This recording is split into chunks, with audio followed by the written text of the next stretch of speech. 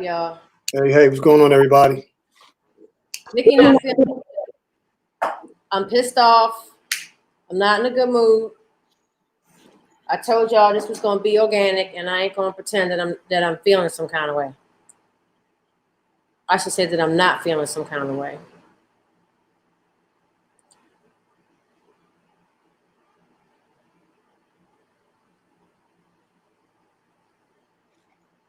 How long does it take to like that?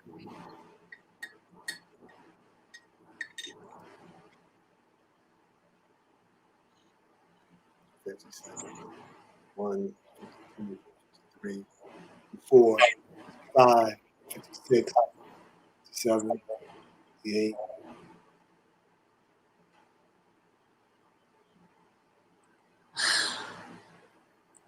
What's going on, people? I'm having a clusterfuck day. That's what it feels like. The morning started out pretty good. Closer we got to the podcast, the more shit started to go wrong. So yeah, I'm in a place today. But I'm here, hoping you guys can make me laugh. They say this ain't no entertainment.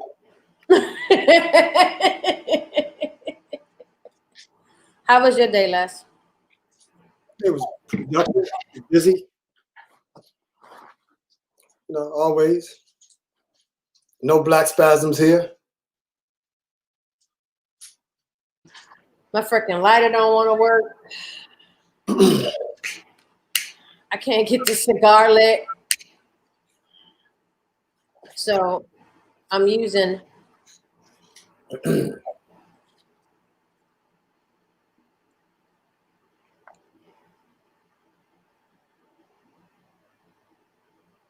one of these. Oh, yeah. You gotta know what you're doing now. This isn't a torch, so the flame's not gonna be as hot, but I just need to get some air to it. You need a torch?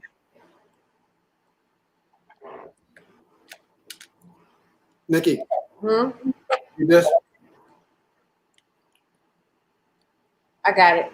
What about this one? Okay. Did this work? Funny. Yeah, See what I got to deal with? put the cigar close to the screen. See what I got to deal with? Thank you, Cuzzo. Love you. What's up, Kyle? What's going on? Hey, Stan. This is my podcast. What's up, Stanley? Okay, so y'all, listen. Y'all have been asking to be able to call in, and Nikki has a workaround for that. So what I'm about to do is I'm going to pin a link into the comments. Click on the link, follow the directions, and then it's a Skype link. You do not have to have Skype. You can either cut your camera off or leave your camera on. And once you guys get on there, I'm going to bring you into the actual podcast. So, he said, "What's up, Big Les?" Talk to him, Les, while I do this, please. I like that. Big Les. I can't with you. Are you speaking about my intelligence or my body frame? If Okay. Talking about my body, it's an oxymoron. Jumbo shrimp, big Les, skinny fat. Wow. What's up? Is it working? Yep. Hold on. I gotta get the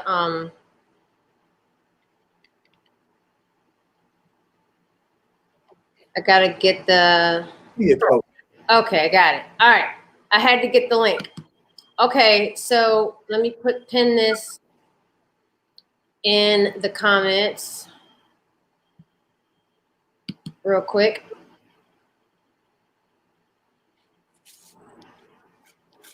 Les, you know you can talk, right? Did you always get quiet when I do stuff? What's up, Ken? Yeah. Well, say something. It's not nice to have dead air. We don't have dead air. As long as they're breathing, they're dead. I'm just watching. You know what? All right, cool. We got it. So we got Kyle, we got Stanley. All right. Okay, so how the hell do I pin it? Okay, wait. Oh, about 9 weeks ago now. You late? Has it been 9 weeks? Something like that. Yeah, I don't think I was on the first, 3? It won't let me pin it from the computer. When I tell y'all I'm really about to cry, I've had a day. I'm just not feeling it right now. Now it won't let me pin it. Let me try to do it from the phone. You got Dale in the house. What's up, Dale? Who? Dale Williams. What's up, Dale? Hey, Dale. How you doing, beautiful? That's one of my smoking buddies. Okay. Man, we not doing that. Hold on. I cry. I've had a day. I'm just not feeling it right now. Okay, I pinned it. You gotta do it from your phone. This is some bull crap. Now it won't let me pin it. Let me try to do it from the phone. Got Dale in the house. What's up, Dale? You know we can hear the recording, right? Hey, Dale. How you doing, beautiful? That's one of my smoking buddies. Okay. We're not doing it. Hey, Kyle. Not feeling it right. Okay, I pinned it. You gotta do it from your phone. This is some bull crap. Let me try to do it from the phone. Side of the day, so it's a good one.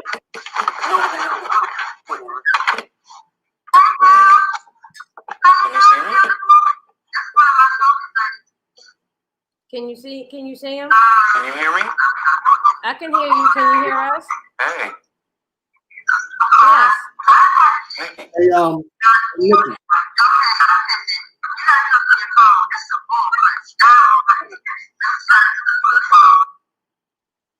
Hey, Nikki.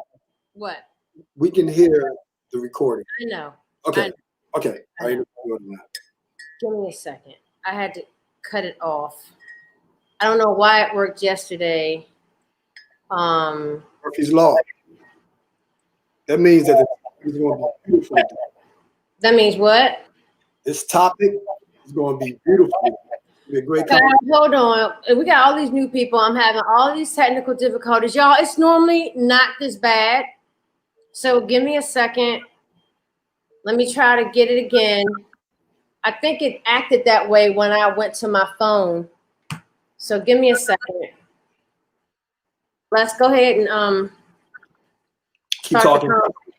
All right, you know, we're doing last week, and we were talking about if you were ready to date, and you know, we got a different relationship. Connected to Mickey's MacBook and Mickey's S6. Hey, Nikki Ken said, Nikki going through it, breathe, sis. So we were talking about relationships between men and women, the nonsense, and kind of got off on a few different topics because people wanted to take an opportunity to express themselves, which is great. This is what we want.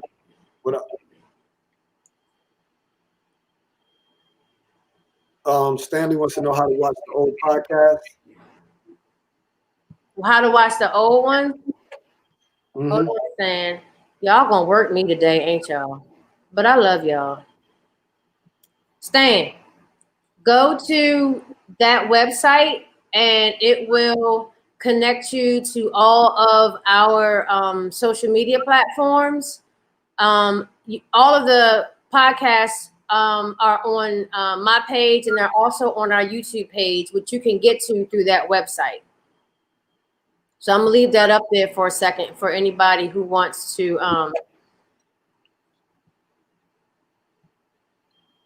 connect with us. Oh, Jesus, help me.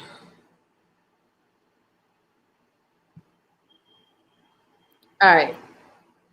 It's all good. I need you to start. Keep going. Don't worry about me. I was, but you know, when folks want to have a conversation, we gotta give them an opportunity. So we were talking relationships, or you ready to date, And some of the callers went in depth. We pretty much enjoyed that because it gave us the opportunity to really talk. And expose some things. So we're going to continue with that. Yeah, we do have a YouTube page as well, Stanley. It's Black Spasms. We have right. So we're going to continue with that, and we're going to talk about the black male, black female relationships. What's going on with black male female relationships? Where did it start from in terms of everything that we're dealing with, misunderstandings, the lack of trust. You know, we also talked about intimacy last week, what it means to you. Everyone has a different perspective. So while Nikki is doing that, the question that I would like to put to the group is, where did challenges with black male, black female relationships begin? In your opinion?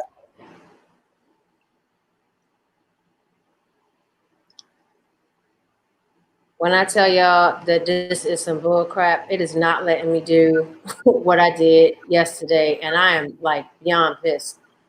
It won't let me do it. And we practiced this yesterday. It's all good. I mean, you know, go back to the old way. You know what? I'm gonna step away from it. Yes, stay. You gonna stop all the questions? I don't feel like it. I'm blind. Okay, I'm old. I think Stan was giving you a compliment on the glasses. Oh, thank you, Stan. I told y'all I'm having a day. I'm kind of pissed off right now, and I told y'all from the beginning that this podcast was going to be organic. I'm not going to hide how I feel. I'm not going to pretend, because that ain't how life is. I mean, we all have messed up days. Today, my day has just been like, and I'm a Virgo with perfectionist, and when shit don't go right, this is what happens. And I'm Wu sign.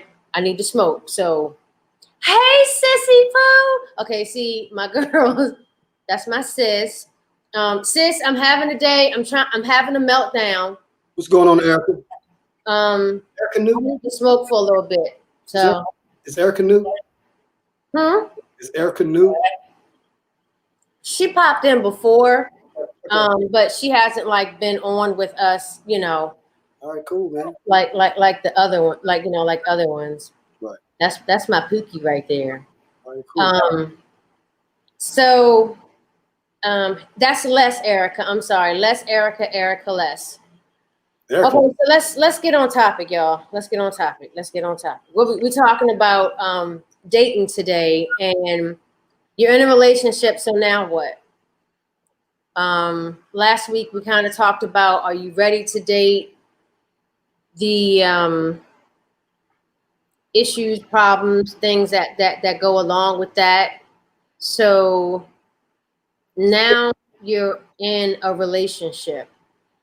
So this is the one thing that I will say. When you have talks with your partner, right? You really have to listen to what your partner is saying. Last week I talked about interviewing your partner. Basically what that means is sitting down, having an in-depth conversation about what that person, you know, what they're looking for in a relationship and in their future. And, you know, you doing the same thing. So let's just say you get with this person and you're a guy. I'm gonna flip it this time. You're a guy. You want to get married 5 years from now. Female, she says, I don't want to get married 5 years from now. I'm content with just, you know, keeping the dating scene. 6 years go by. Things are good. He starts with that marriage thing, this, that, and the other, and she's just like, whoa, no, I don't want to get married. Then he gets upset. Now they on the verge of breaking up. Then it's like, well, you knew I wanted to get married. and you knew I didn't. The problem is that we don't listen to one another. And another issue is that we feel like we can change that person. Oh, I can change her mind. Or, I can change his mind. Why do we do that? Why does that happen in relationships? Why don't we take what that person says at face value? So now you're in a relationship, and if the relationship's going good, now you're at risk of losing that because you felt like you could change her mind or his mind, and you're about to lose it. So my question to y'all is, why do you think that people do that in relationships? Ken, what? Ken. Les, why do you think people do that in relationships? One of the reasons, in my opinion, is because people want what they want. You know, we are selfish. We can be selfish. You know, you said that we don't listen to one another. I think we don't comprehend. I think we're listening. I don't think we're comprehending based on what we want out of it. And you're right. How many times have we tried to talk somebody out of doing something that they didn't want to do, or to do something that they didn't want to do? You know, so we're not listening. We're not comprehending. We're not taking the other person into consideration. You know, so I'm going to open it up and see what everyone has to say. Okay, so Ken says that's where people mess up, thinking they can change someone. Kyle says everyone wants what they want. Kyle, I'm sorry, man. I'm gonna try to do the thing later. It's not working for some reason today. Stan says because people are selfish. And Omar says, hello, what's up, Omar? Welcome back. All right. I agree. I mean, people want what they want. I think people get, tunnel vision. And I think for women, they feel like, oh, once I put this nana on him, he gonna want to do this. Put the what? The nana. Come again? Don't start with me today. I'm not understanding. What is that? The nana, the poo nana. You know what I'm saying. Our colloquialism is off today. Oh, the P word. Yes. Oh, I was trying to be discreet about it. Yeah, organic. Yeah, well, Okay. So, and Stan says, or they start listening too late. Yeah. Yeah, I think a lot of times women think that it's about the nana, and they think that theirs is so good that. Why is that? Why is that? I mean, only thing I can think of is that they've been told for years that they got good nana, and right, Omar, the wop. Yeah. What is good? What is good nana? I mean, what makes it good?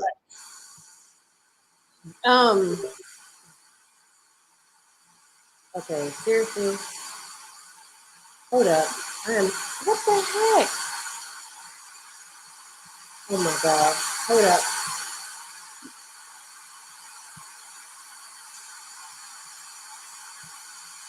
Oh my God. Okay. I don't know what's going on with my computer today.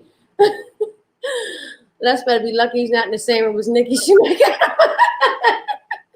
I am having like straight technical difficulties today. My computer started making some weird noise. Anyway. You gotta go back. You gotta go back to Stanley said. Well, who? Stanley said.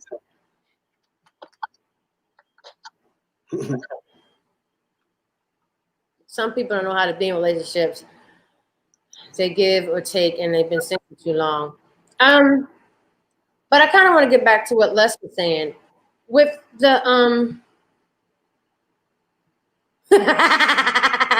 well, you know what, Stan, when you lie to the ladies, you make monsters. Okay, and I think women that have been told they got that wop, thinking that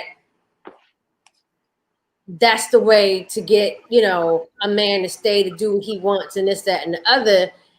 And a real man, that's Who teaches women that stuff though? Huh? Who teaches women that if they have good sexual skills, then they can change a man? Where do they get this from? Their mothers? I don't know. That's not something I talked about with my mom. I think it really, Erica, back, let me know if I'm right on this. I think it comes from men, your sexual partners. I mean, if you got men telling you got that wop, your mouth is a wop, this, that, and the other. This is a grown conversation. Kids need to not be in the room. You know, women have been called Hoover because of their mouth skills and this, that, and the other. So when you have men constantly telling you that, to some women, it's an ego boost and it goes straight to their head. And they think, oh, I can get a man to do whatever I want. But except marriage. Look at the caliber of the man that's telling you that. Okay, you have, like I always say, you always have to consider the source, right? So a real man,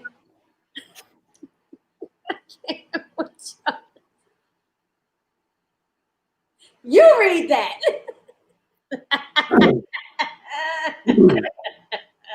But Stanley Jordan, as long as it don't smell.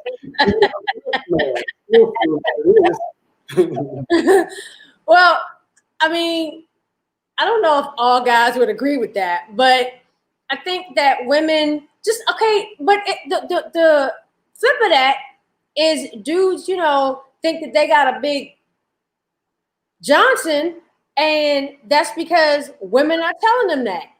You know what I'm saying? So you got to consider the source.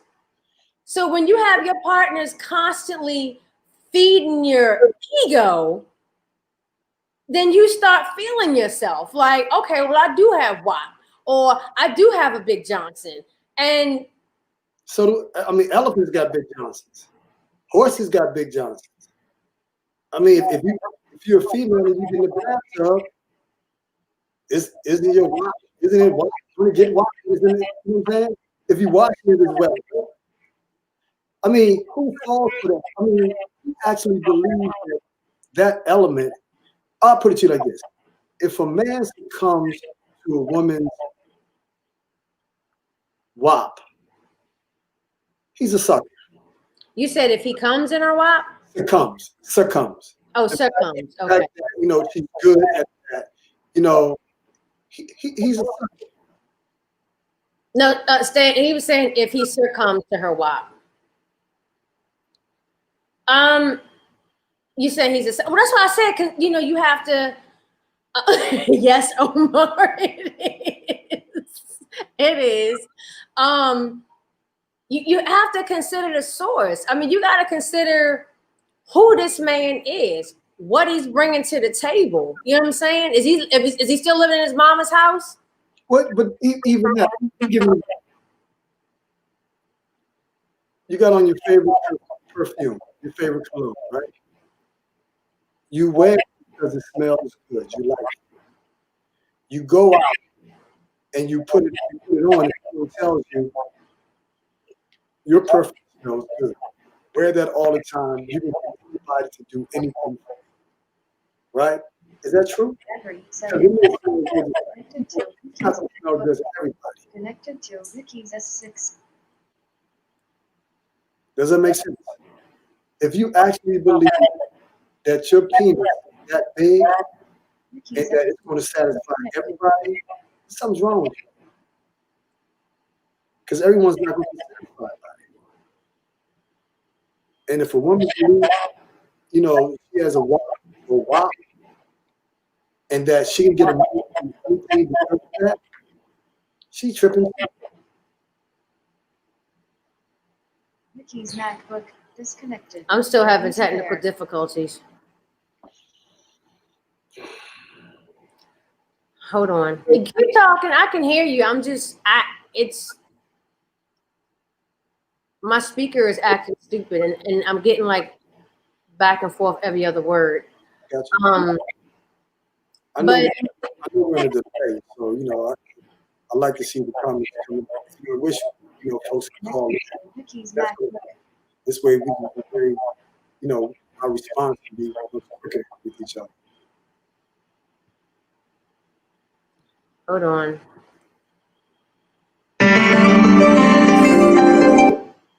Okay, say something. Can you hear me now? Yes, thank you, Jesus. Okay, yes. I couldn't hear. It was the speaker on my thing. I had my speaker connected to too many devices. Okay, back. All right, so I'm straight. I think I think when you're constantly being gassed up, you got to think about when you're being gassed up. If you're being gassed up and you're throughout your teenage years, your 20s, and sometimes your 30s, you've got 10, 20 years of dudes of a certain caliber telling you this. So when you become of a certain age and you're looking for a different caliber of man, all you know is what caliber B has been telling you, but caliber A isn't looking for that. So how do you, as a woman or as a man, how do you figure that out? You grow your ass up.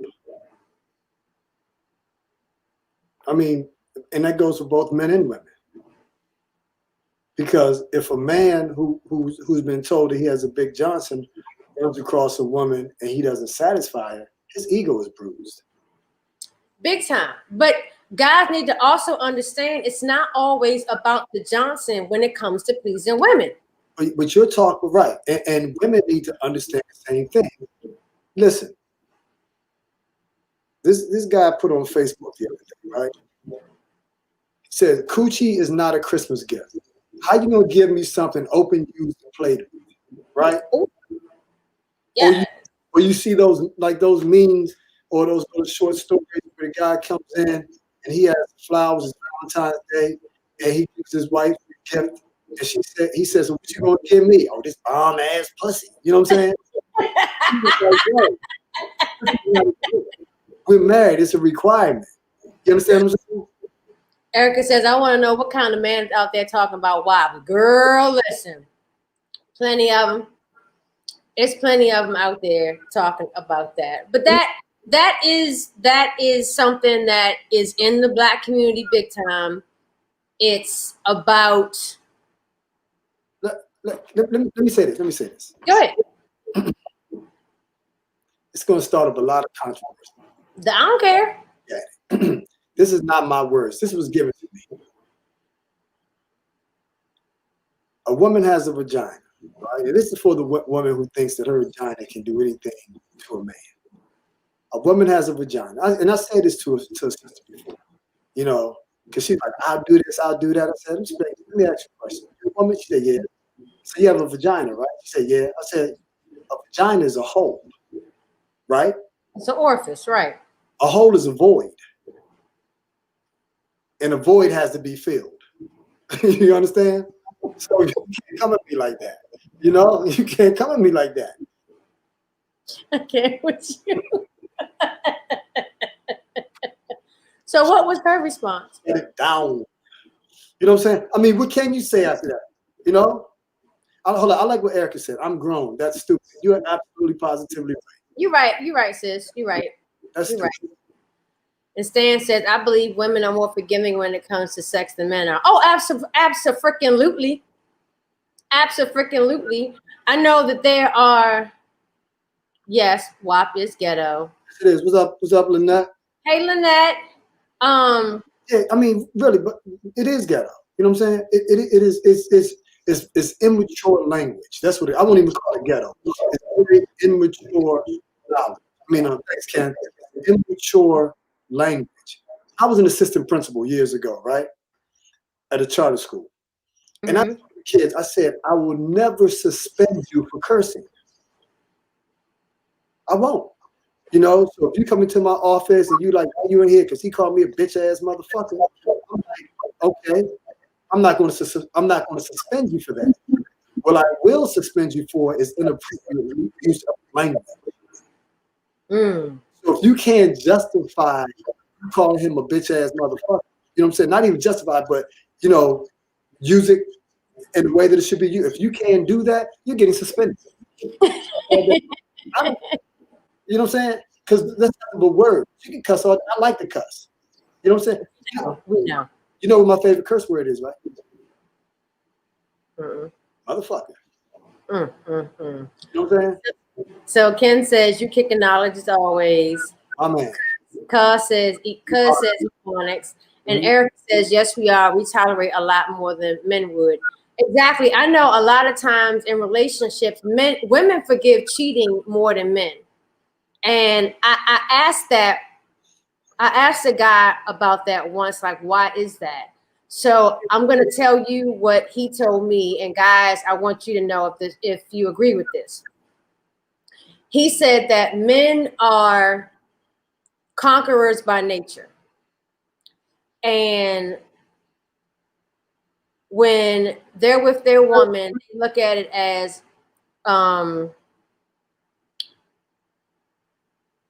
conquering, dominating the nana. And to think about another man doing the type of things to his woman, he can't get past that. So guys, I'm asking you, do you agree with that mindset? Is that true? Is that why men find it harder to forgive? That's not the truth of all men. Okay. So Kyle, I don't know what you mean. You said men can't babies. I don't know what that means. Men can't have babies. Oh, okay. Men don't forgive at all. My favorite word is bam. Okay. And men can't have babies. Okay. So Stan says correct. I guess Stan believes what I said. What's your take on it? Les, tell me why you disagree. You know, I'm a big fan of Robert Beck, Iceberg Slim, right? Mm-hmm. And I'm not trying to be a pimp. I'm not a pimp at all. You know, I think men have to understand, just like women have to understand.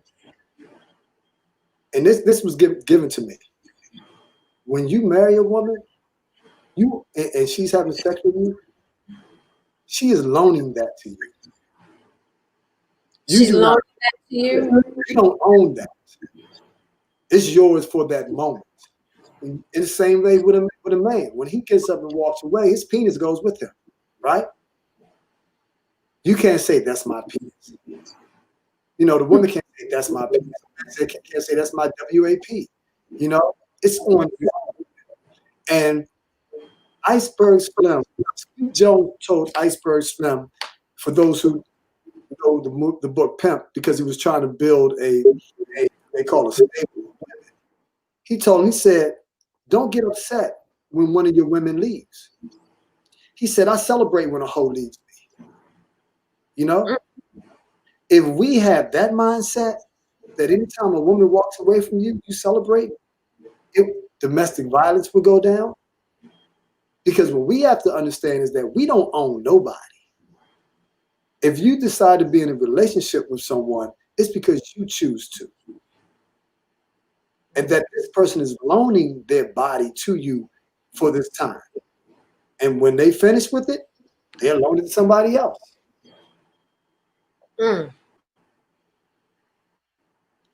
Okay.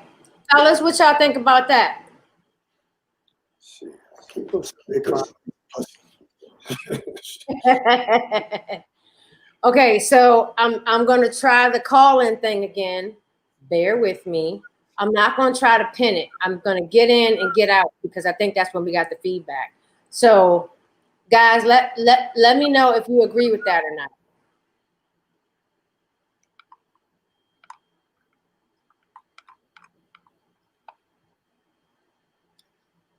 Kyle said, I don't know if you can throw it on the board. Yeah, Kyle said, wait a minute. Okay, there we go. Matters they both were cheating or have cheated if the man will get it or not, right? Thank you, Ken. I mean, we just got to grow up with that. You know what I'm saying? Mm-hmm. Yeah, I mean, we really got to grow up with that. You know, like, that's mine. That's my pussy. That's my dick. It's not yours. It's never been yours. Okay, I'm sorry. I put that in there. So you can click that and we're gonna try it again. I think before I had the volume up. So hold up.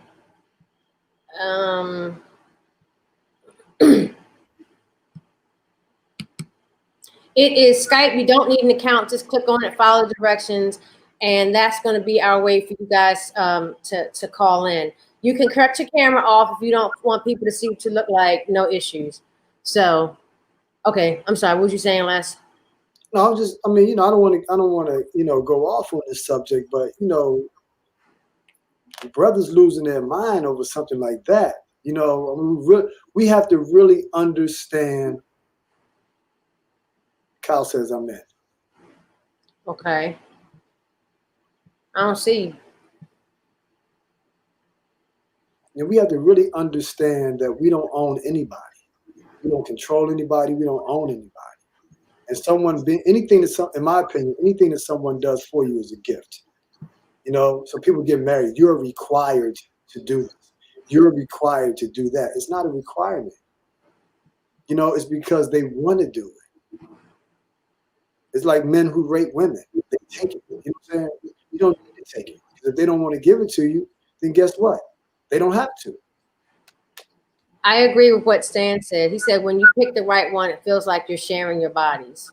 You're right. Kyle, you didn't do the same one. You did the one that I just put up, right? Because I don't see you in. They don't have to.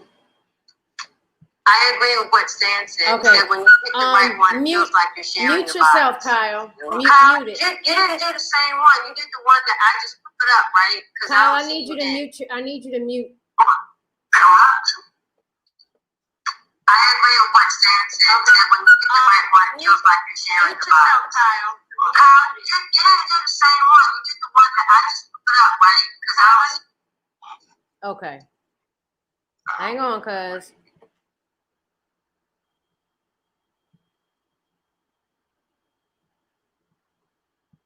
All right.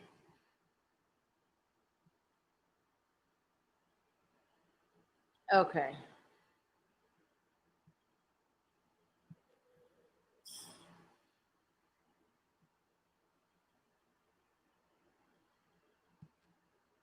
Okay. Kyle, unmute yourself. Let me see if we can still get feedback.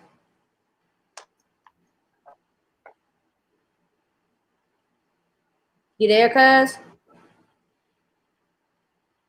Can you hear me, cuz? Can still get feedback. Hey. Can you hear him, Les? You there, cuz? Yep. I'm talking. Can you hear me, cuz? I can hear you. You can't hear me. Can still get feedback. It's not gonna work. It's too much feedback because it's like. Yeah, you would have to like, Kyle, you would have to not watch us. You'd have to not watch us to do that. Because it's like. So if you stop watching, Kyle, it should work. Okay, Ken said to put your headphones on, Kyle. You see all that eagle crap he got in the back?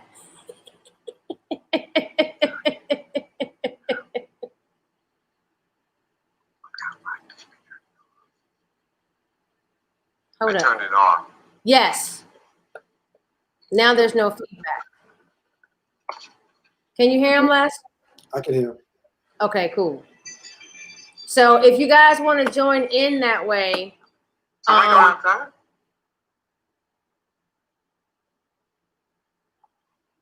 okay. So back to what we were saying. If you want to join, okay, he got off. Hold up.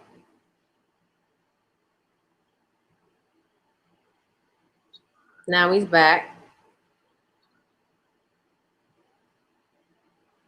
You all right, cuz?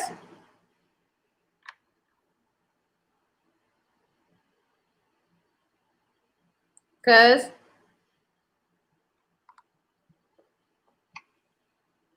You all right, cuz? Can you hear me?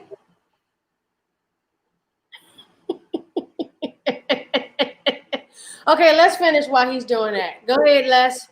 Oh no, Because- I'm waiting for someone else to comment because No, let's go back to what we were saying so they didn't know what to comment. Kyle, if you got some headphones, put your headphones on, hon. You alright, cuz? Yeah, There's- Can you hear me? now I can. Okay, let's finish while he's doing that. Go ahead, Les. I'm going to end this because it's not working. Hang up, cuz. No, let's go back to what we were saying so they didn't know what to comment. Okay. That's not going to work. It's too much feedback. All right. I'll try to figure something else out, y'all. There's a software, but I'm not trying to pay all that money for it. Anyway, what were you saying, Les? I'm sorry. that we don't own anyone,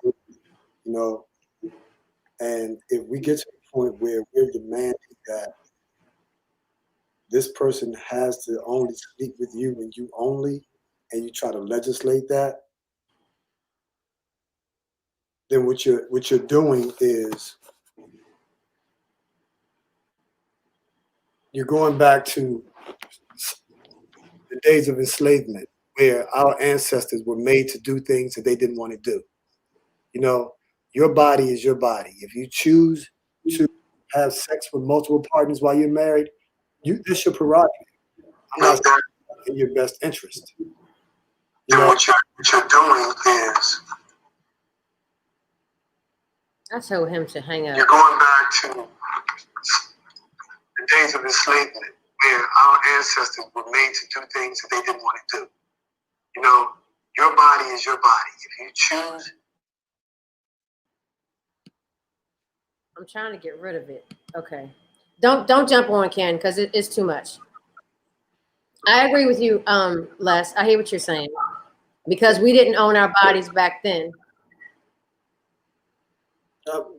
So how do we turn around and do to one another what was done to us? If our ancestors didn't like it, we're gonna like it. Right. Or why would we do it? Why would we do it to someone else? But in terms of forgiving and non-forgiving, yeah, men's ego is confused quickly when those things happen. And women get hurt too. I mean, women, yeah, but why are men's egos bruised like that? Why is it that we might be hurt, but we're able to bounce back? Why is it that when a man, especially when a man is hurt at a young age, it's so hard to crack through that wall around his heart? Why, fellas, why is that? When a woman hurts you, why is it so hard for you all to be forgiving and to let someone in? That's what I want to know. is that anything that we can explain? I don't think that's anything that we can explain. But why not? I mean, we can explain. No, you can explain why you do what you do. I mean, you can explain the aftermath. You can't explain. So why are you guys as forgiving? Because I look at it like this: I can't hold the sins of one person against the sins of many. Because if I'm in a relationship and he hurts me, okay, I can't hold what he did to me against the next guy because I don't know what the next guy is going to do. Okay, but what the thing is, what we're talking about is you're asking men, why are we like that? Why, we can't tell you why we are like that. You only see the end result of what we do. We can't tell you. The only thing we can say is because we're built like that. Well, why are we built like that? What is it about us? What is it about some women that are possessive, that they hold on and they can't forgive a man for cheating on them, and they take that into their next relationship? I don't think it's anything we can explain. Is it that men don't like being vulnerable? Men love to be. I don't say men. I don't. I don't think men have a problem with vulnerability. Fellas, do you guys have a problem with being vulnerable? I want to hear from y'all. Because women have a tendency to being more vulnerable than men do. It takes a lot for a man to be vulnerable, to show certain sides of him, to a woman. Okay, let me rephrase that. I think that people, let's put it that way, when you're with someone that you feel that you can trust, I feel like you're more susceptible, you're more likely to be vulnerable to that person than to someone that you don't trust. And Ken says, nope, not at all. What's he saying? No. Vulnerability. That men what? I asked why are men afraid of being vulnerable? And he says, nope, not at all. No, not at all. So Ken, fellas, I want to hear from y'all. Don't get quiet now. I guess I just don't accept that y'all don't know why y'all are not as forgiving. I think y'all may know, you just may not want to say. I don't think it's. But why are women so forgiving? I think because number one, we're mothers.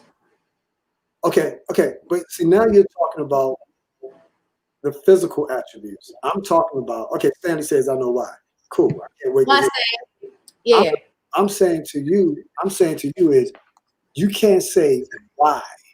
It's like asking a non-mechanic, how does their car work? Someone would say, oh, you get in the car, you start it up, and you go.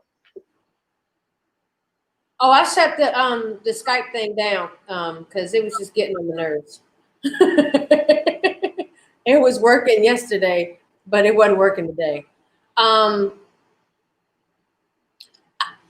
thought that I explained that. Well, for me, it's, I look at people on an individual basis and I don't clump everybody in. Stan says, because we've been raised that way.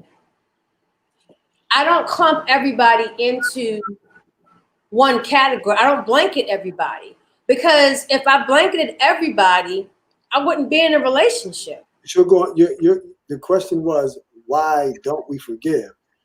And you asked me, why are we more forgiving? For me, I can only answer for me. And the forgiving part is forgiving of the person that did. You know what I'm saying? Because you have women whose husbands have cheated on them, and guess what? It bothers them. They get over it. Guess what? Certain people, fidelity is not a big thing. Stan says, get them before they get you.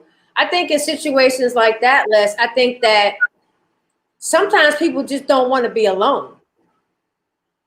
I think that, if you're a woman and it took you a minute to get married and this dude is cheating on you, you don't want to go back into the dating game.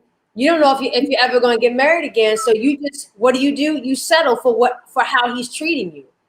But that goes back to what I talked about last week about self. It starts with self.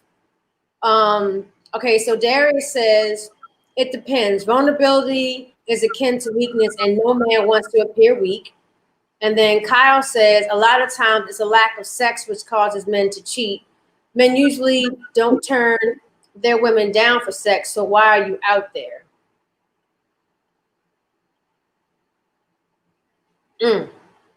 Let's go back to what Darius said. It depends. Vulnerability is akin to weakness, and no man wants to appear weak. I mean, I understand where he's coming from, but I disagree. I mean,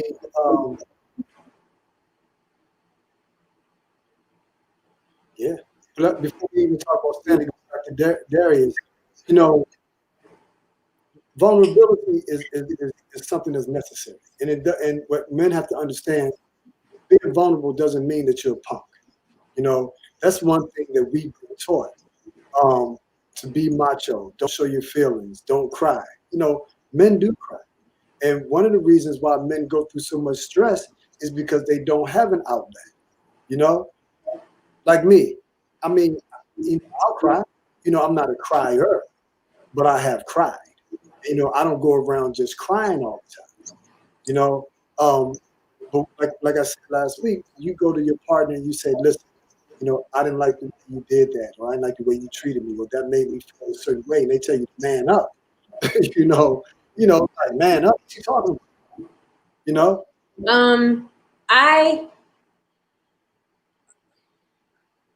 Okay. So Ken says, I disagree, bro. I feel like vulnerability is more showing strength because we as men are known to open up and such. And I was just getting ready to type the punk theory. If that one doesn't work, get another. And Erica says, to me, I think vulnerability is more being transparent than weakness. And I mean, I agree with that. Let's go back. To who? What? Women are taught never tell a man, even your husband, how much money you make, or have a separate bank account that he doesn't know about. Is that transparency? No, it's not. Is that vulnerability? No, it's not. Right? It's not. So therefore, Erica's right. You know what I'm saying? To me, I think vulnerability is more being transparent than weakness. Right? Because I don't see vulnerability as being a form of weakness. You know, I think it exposes you in some areas that you need to work on. But a lot of times they say men aren't vulnerable, men aren't transparent. Hell, I know women who aren't transparent or vulnerable.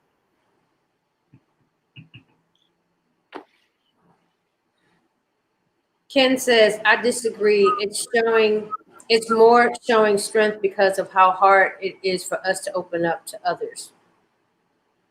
He was, I think he was addressing what Darius said. It depends. Vulnerability is akin to weakness, and no man also is. So, like I said last week, I think that vulnerability is sexy.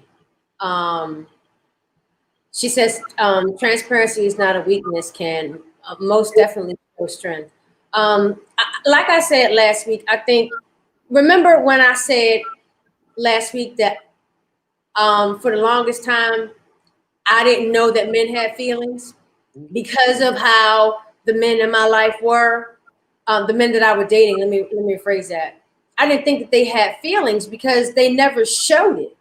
So when I actually hurt the guy's feelings, I was in shock. But I think that vulnerability, when it's shown to the right person, can be a very sexy thing. I think that it can actually lead to intimacy depending on what it is. So I don't look at vulnerability as a weakness. I don't look at it as a bad thing.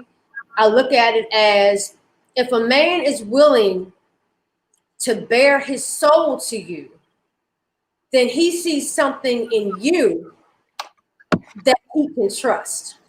but listen, not coming across as no biblical scholar, right?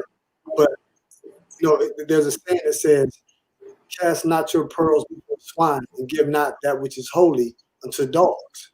Right? Mm-hmm. So, Mm-hmm. you take your vulnerability and you give it to someone who doesn't appreciate it, respect it, or is not familiar with it, then your vulnerability is going to get trampled.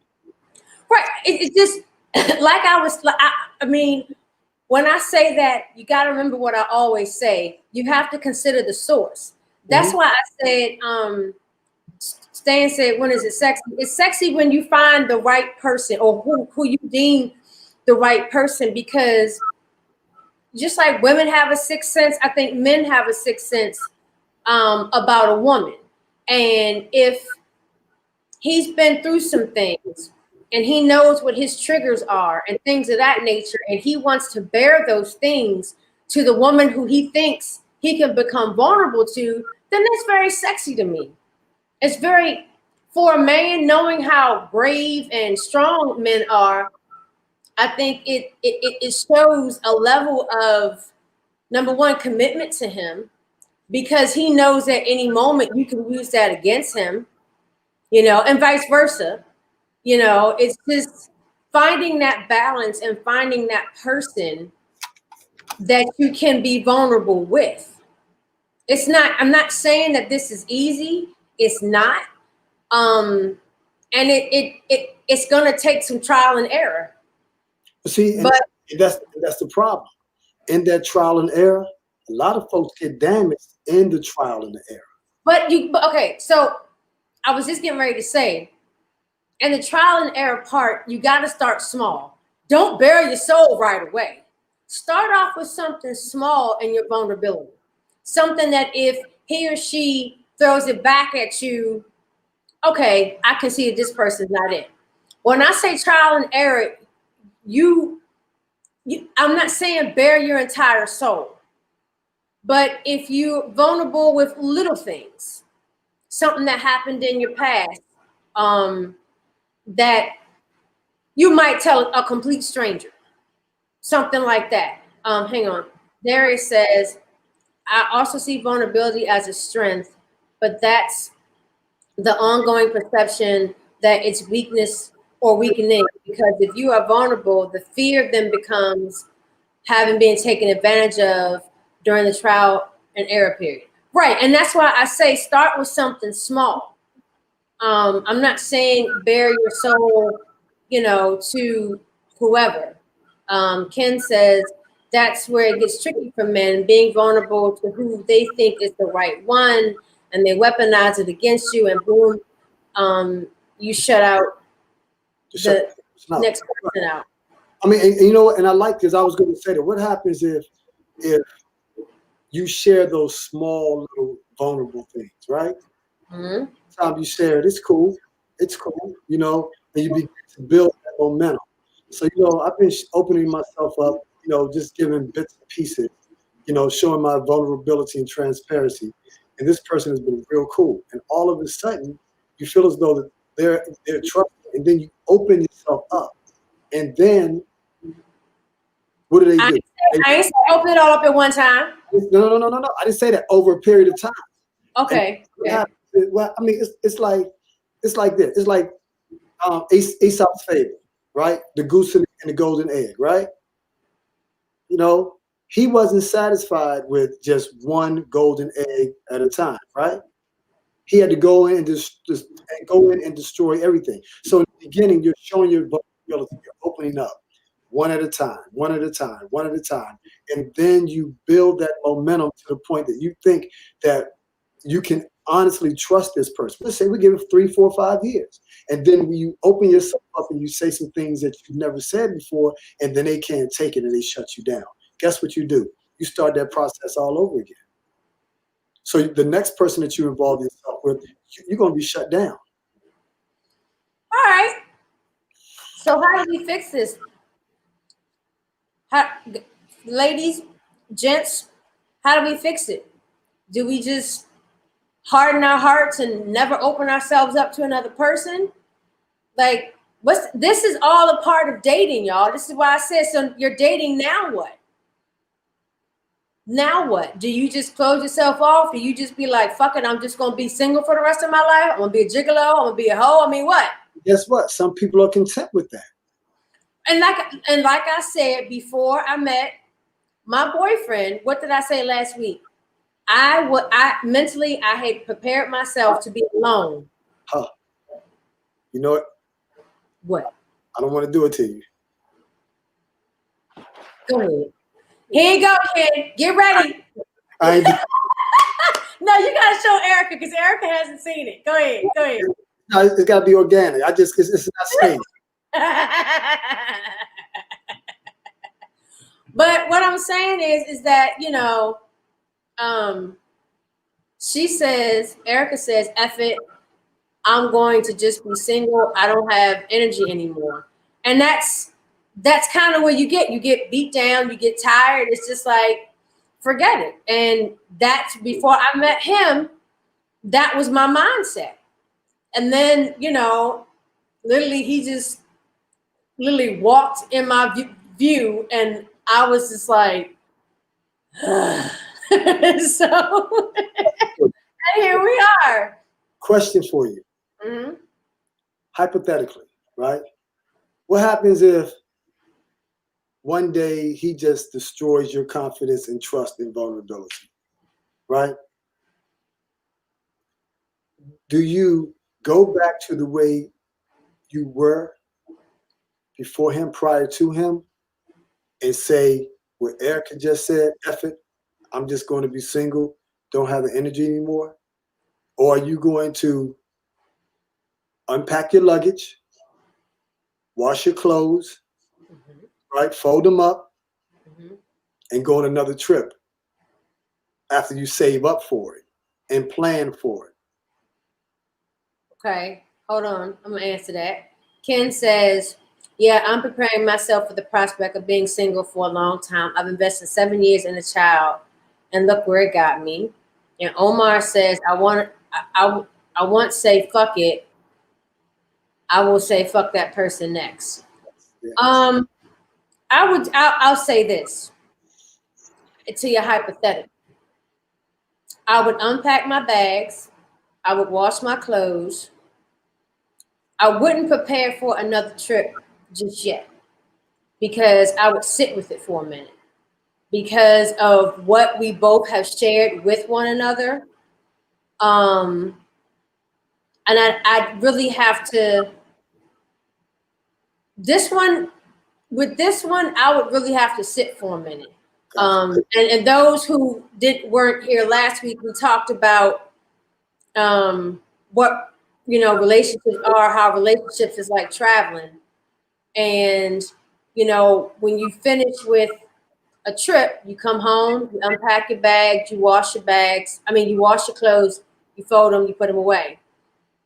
Which is the same, which is what you should do after a relationship.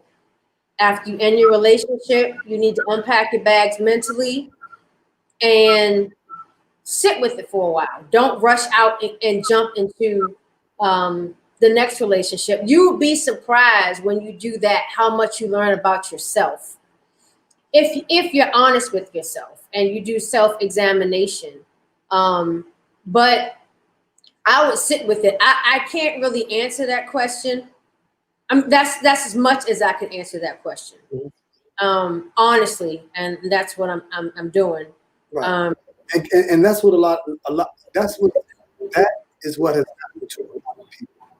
They've gotten over the hump, the trust, the fear, hardened heart, and then they they're convinced to get back out there. So they finally get back out there. They meet someone, things are going smooth, and boom, they get smacked in the face all over again. That's when I'm throwing my hands up because I've tried this. And then when people, like I said, with Black Spasms, Black people who are looking to, get rid of that false consciousness are more into solutions and not sayings. All of that, third time's a charm, getting knocked down 7, as long as you get up on an 8th one. Don't nobody want to hear that when it comes down to matters of the heart. Right. Because that's the emotional investment that most people, that withdrawal is no joke. And that's why people have up so many walls.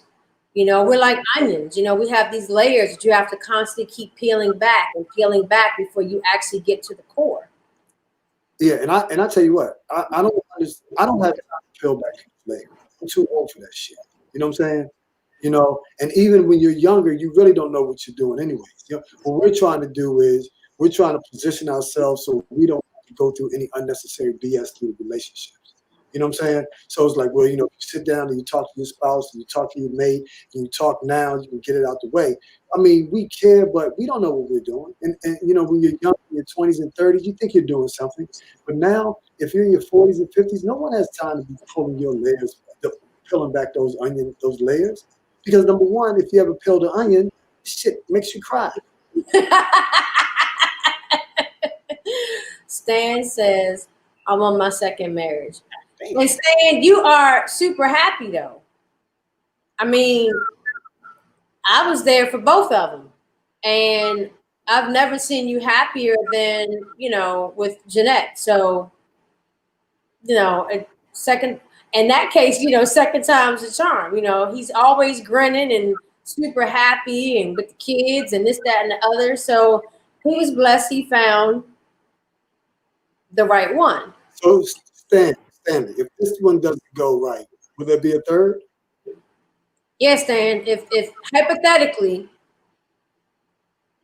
he's saying yep to what I said. So saying hypothetically, if this didn't work out, would you get married again? Would you try to get married again? Oh yeah. Or would you be like Eric and say F it? You know what I'm saying? Mm-hmm. And just be single. Yeah, it's a lot, and that's kind of why I was talking about interviewing. He said, "Hell no, hell no, hell no, hell no." That's why I was talking about interviewing your proposed partner, because depending on the questions that you ask, will bring out the real person. Because people wear masks a lot. But when you ask certain questions and you get bullshit answers, you know when you're getting a bullshit answer. Yeah. You know when you're getting a bullshit answer. Listen. Have you ever been duped? Have you ever been led astray, hoodwinked? Yeah, but it was. I'm not going to say that because this is live and it's really embarrassing. So I have, but it wasn't in a relationship. Oh, yeah? Mm-hmm. I'll tell you about that offline. Well, I got to fall out the chair. I'm looking for I'm looking for Hell no, man. I ain't gonna have motherfuckers laughing at me like that. Every time I tell that story, everybody dies laughing. No, I don't feel like being the butt of everybody's joke today. I'll tell you what. Take it. Be vulnerable. Be transparent. Come on. Okay, fine. Shit. All right, so y'all know I have a big heart. I'm very giving, right? So this is when I was working at the Library of Congress. I cannot believe I'm actually saying this. I was working at the Library of Congress. Les, I swear for goodness, I can't even look at you right now. I'm gonna look over this way. You're looking at me. And so I was leaving work one day. Right, Ken. Oh yeah, it's coming.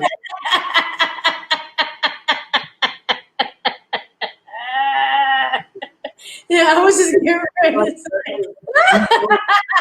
All right, y'all. All right, fine. So I was leaving work, and there was this blind man. Now I had seen him before, around the building. Let me raise up on this one.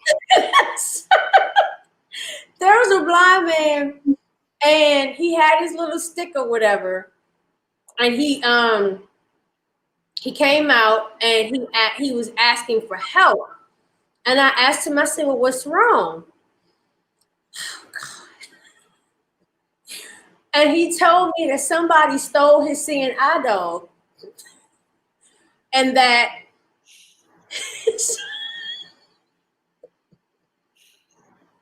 he needed money to get back to, I forgot where he said he was living.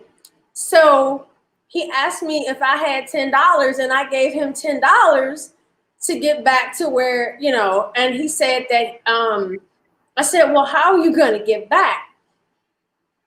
And he said that he was going to take the subway. Now, mind you, the subway was right across the street. So I helped him to the subway and everything. And when I got inside, I led him to the station manager because at that point, I was done. And when I got home, I had told my ex-husband about it, and he laughed at me. He was like, "Yo, you got hoodwinked." He was like, "Cause that's what the guy said. The guy said he had to get back so they could give him another CNI dog." I was in my 20s, so she said, I knew a Subway was closed, and so I basically got duped out of $10. But my heart is so big that I felt for the man. And apparently there is a process to getting seeing eye dogs. And after I knew all of that, I felt stupid. But at the time, I looked at it as me trying to help somebody. I got that. So I got duped that way. But yeah, I was trying to be helpful. I'm gonna take a 2-second pause, okay? Bye, Les. You see what I gotta deal with? You know we can still hear. I can't stand you.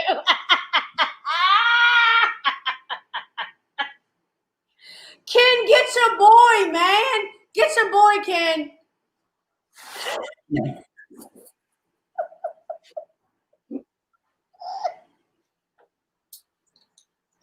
I can do this every week. I swear.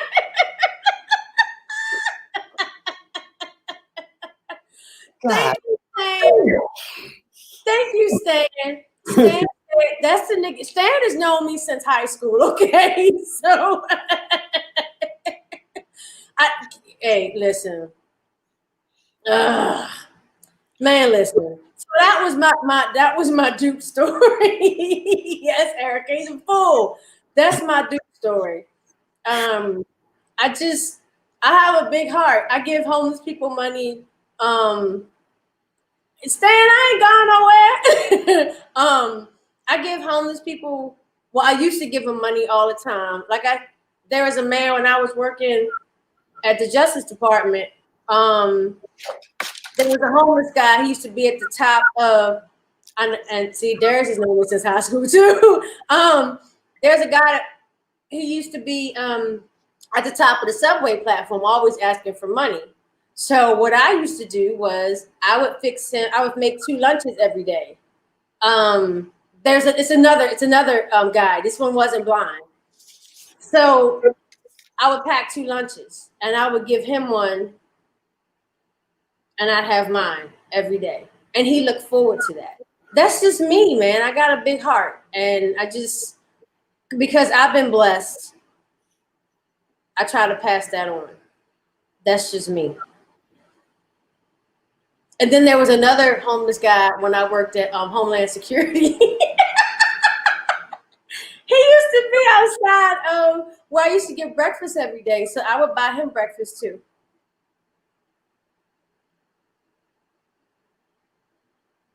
I know y'all probably think I'm crazy, but that's just me.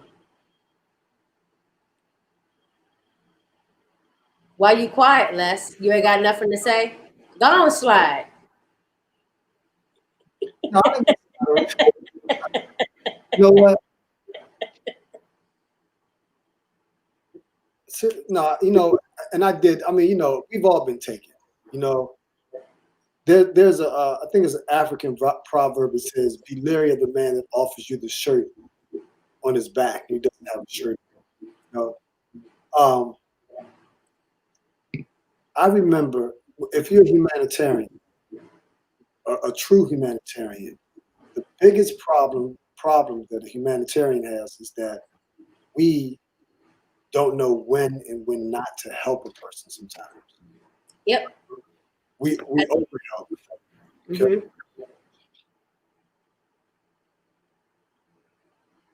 Yeah, but I'm more leery now, with the panhandlers and stuff, because when I saw that dude on 60 Minutes and he made $60,000 panhandling a year, I was like, oh, that's how we doing it? So he says, so if I'm homeless and I come back to the DMV, I need to find a federal building so I can get a bill.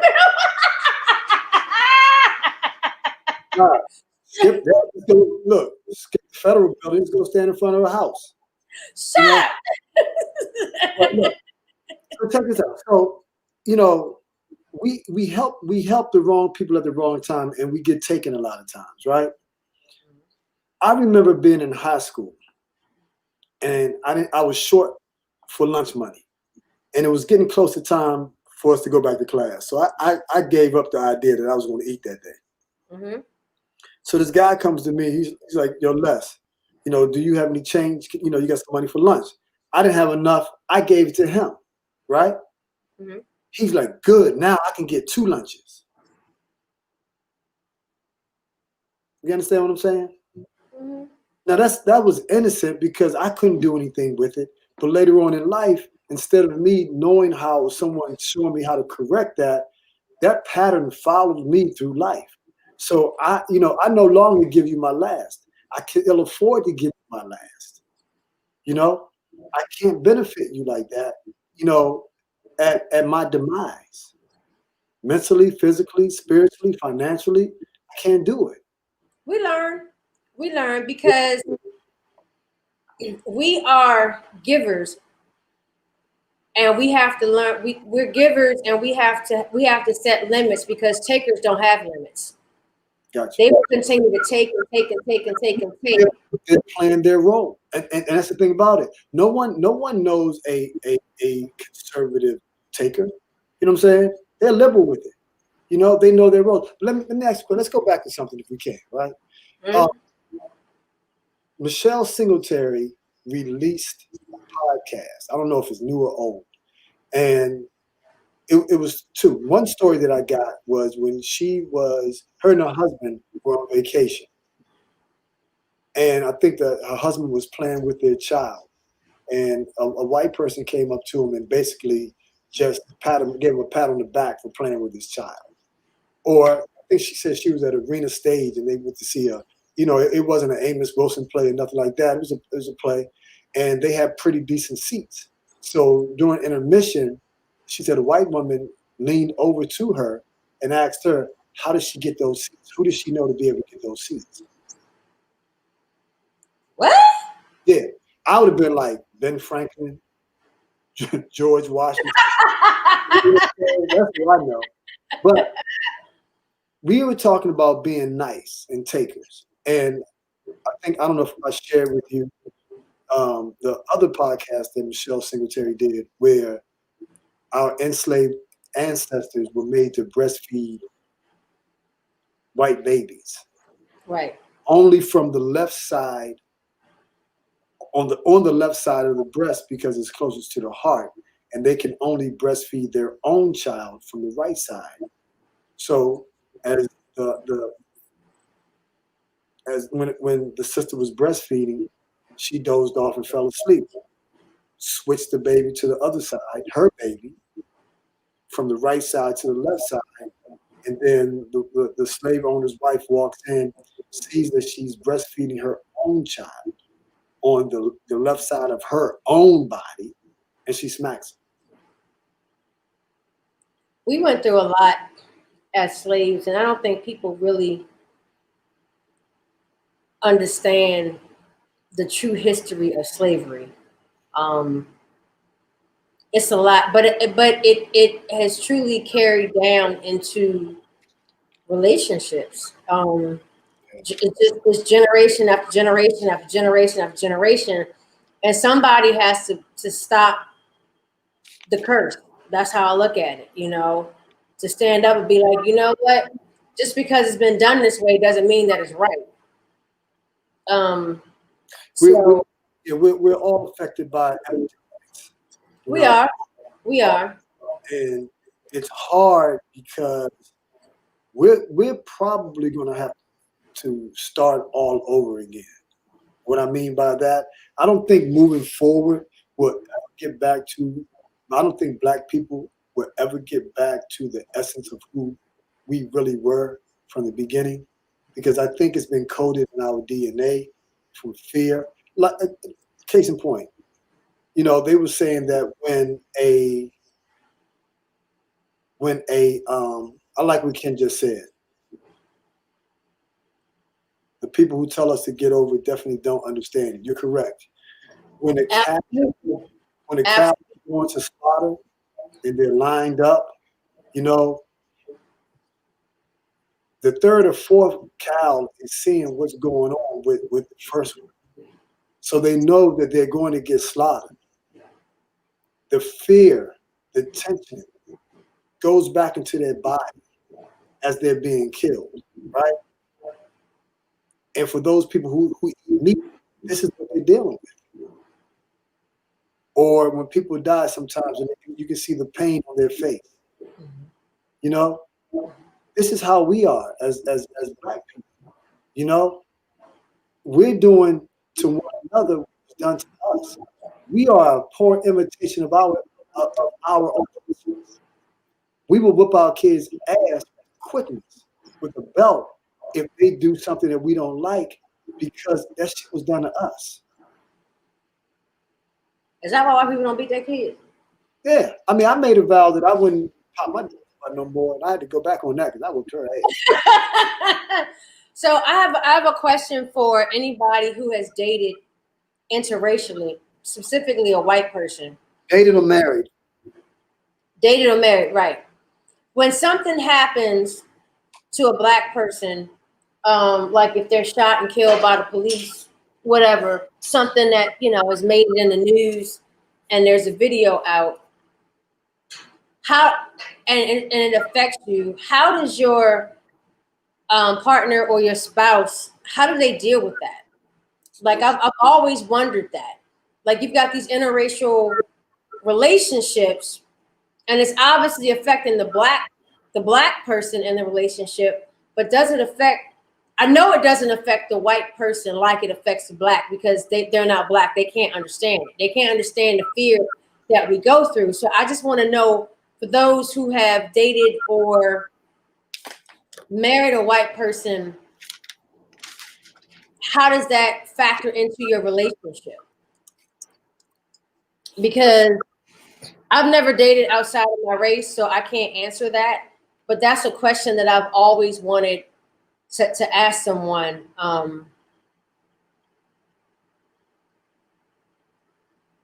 Wow. Okay, so they didn't stay silent on it. So that has to hurt, though. I mean, hypothetically, you know, if you're a Black man and you get stopped by the cops and you're dating a white person and or you're married to a white person and you come home and you're visibly upset and shaken, how does that white person comfort you? Like, how do they, you know, how do they make it better? How do they make you feel better when they can't? I'm not saying not to date them or marry them. These are some of the questions that are gonna arise in a relationship. So I just, you know, I'm just curious. And yeah, especially if you have kids. You know what I'm saying? Is that something that you can stay silent on? You know? Right. I think that'll be a crushing one to me, you know. Mm-hmm. Going through, so it's like getting fired and then no one says, you know, there's no, you know, what you're going through, how do you feel? Mm-hmm. Ken said it does, but it lets me know where her head's at. Okay. Yeah, at least you know, man. Yeah. And another thing I got a question out on dating. If you're dating someone and they got baby mama or baby daddy issues, how does that affect your relationship? How does that affect you in the relationship? And would you date someone with children? Why or why not? And if you are open to it, do the kids have to be a certain age? Because this plays a big part in dating. And because you're not really dating that person, you're dating that person and the mama or the daddy. There's a lot of moving parts to those type of relationships. So I'm just wondering to our viewers, if you've been in a situation or a relationship, excuse me, where there is, you know, children involved and their parents there still in the picture. Read what he said, please, Les. I was with the white person for 7 years. All the police involved shooters of black people. She never once asked me, babe, how do you feel about everything that's going on? So that told me everything I needed to know. Was that recent, Ken? Was it like before? Because if it was before, for me, that would be something I would have to address. That's not something I'll be able to stay silent on. That's just me. I mean, when something when something bothers you in a relationship, you should be able to go to your partner and say, hey, listen, this ain't right. I feel a certain way about this. He says, I have a child of my own, so I won't be opposed to it, but I'd be leery of it. Anybody else? How do you guys feel about dating someone with children? That's a lot, man. I mean, especially these bad apples out here nowadays. Yeah, I mean it's a whole lot. It's a lot to consider, and if you know that going in, it's all a part of that interview process. You know, it's. But people lie on it. That's why. But I'm just what I'm saying is being honest about your feelings, dude. Or you know, if it's I'm speaking for me. It's like, dude, listen, I'm feeling you, but kind of leery about the kid. You got to be honest. You can't go into a relationship feeling the way that you feel and not letting that person know. Yeah, we're not saying right. We're not saying don't express yourself, but a lot of times when you do express yourself, people be like, "Yeah, I'm hip. I understand. You're right. Yeah, cool." And then when That's a bullshit answer to me. okay, but Right. it may be even communicated in such a way that is believable. You know, Give me an example of how it's believable. because they're telling you, this is what it is. This is what I'm going to do. Here we go. You're going for a job interview. You tell them all the right things, right? HR calls you. You go through the paperwork. They have a safety net. You know what that is? It's a 90-day probationary period. Hello. It's a 120-day probationary period. It's the same way. No, because what I'm talking about, they're supposed to be. Yeah, I agree. And people are saying, I'm open and I'm honest. Listen, a lot of times folks are just waiting for the other shoe to drop. Erica says, I'm a unicorn. I have no kids. Most men have kids in my age range. It's something I have to deal with if I decide to do so. Yeah, and that's a pain in the. You're a beautiful unicorn, boo. Yep, she is a unicorn. With that, I was just lucky that Real? he said a unicorn's real.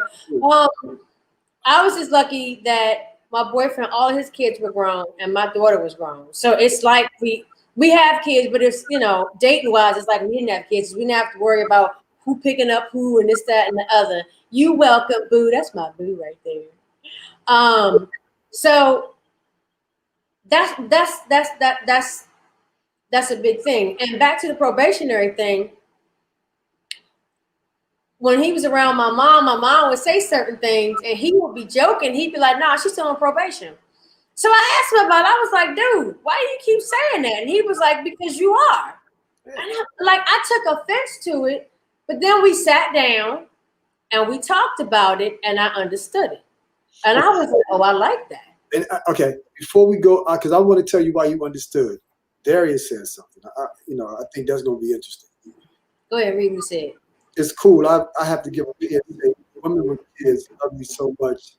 Don't put your child in the mix. I'm going to have a great relationship with your child. I've exes. Kids still call me, check on me. as he do with them, and that's cool. Oh, hold up. I got put that back up there. I agree with you, Darius. As a mother, I love kids, and my ex, he had 2 daughters who I absolutely to this day still love to pieces. But that last part that you said, where the kids still call, listen, I had to stop that. The reason being, in my opinion, you still have a crack in that door. And depending on how you broke up, and if that person still wants you back, that's a segue. No, disagree. No, no, you're right. But I had to close that door, and that's the part. One of the hard things about ending a relationship when they do have kids is that you have to end the relationship with those kids. Not necessarily. Man, listen, but it's not okay. So it's not fair to whoever you're dating. You're talking to the kids, right? Yes. Do you want did you want the dude back? Hell no. That's what I'm saying.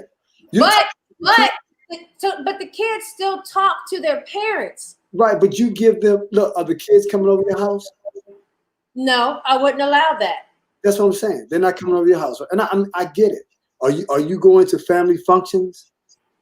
Not after we broke up, no. That's what I'm saying. When it's a wrap, right? It's over. Right. But to the person that I'm dating, how does that make them feel knowing that I'm talking to my ex's kids? You have to consider who you're dating. I'm not. What happens if he's like, look, listen, I trust you. I'm with you on that. These are kids, right? Do your thing, but don't slip on purpose.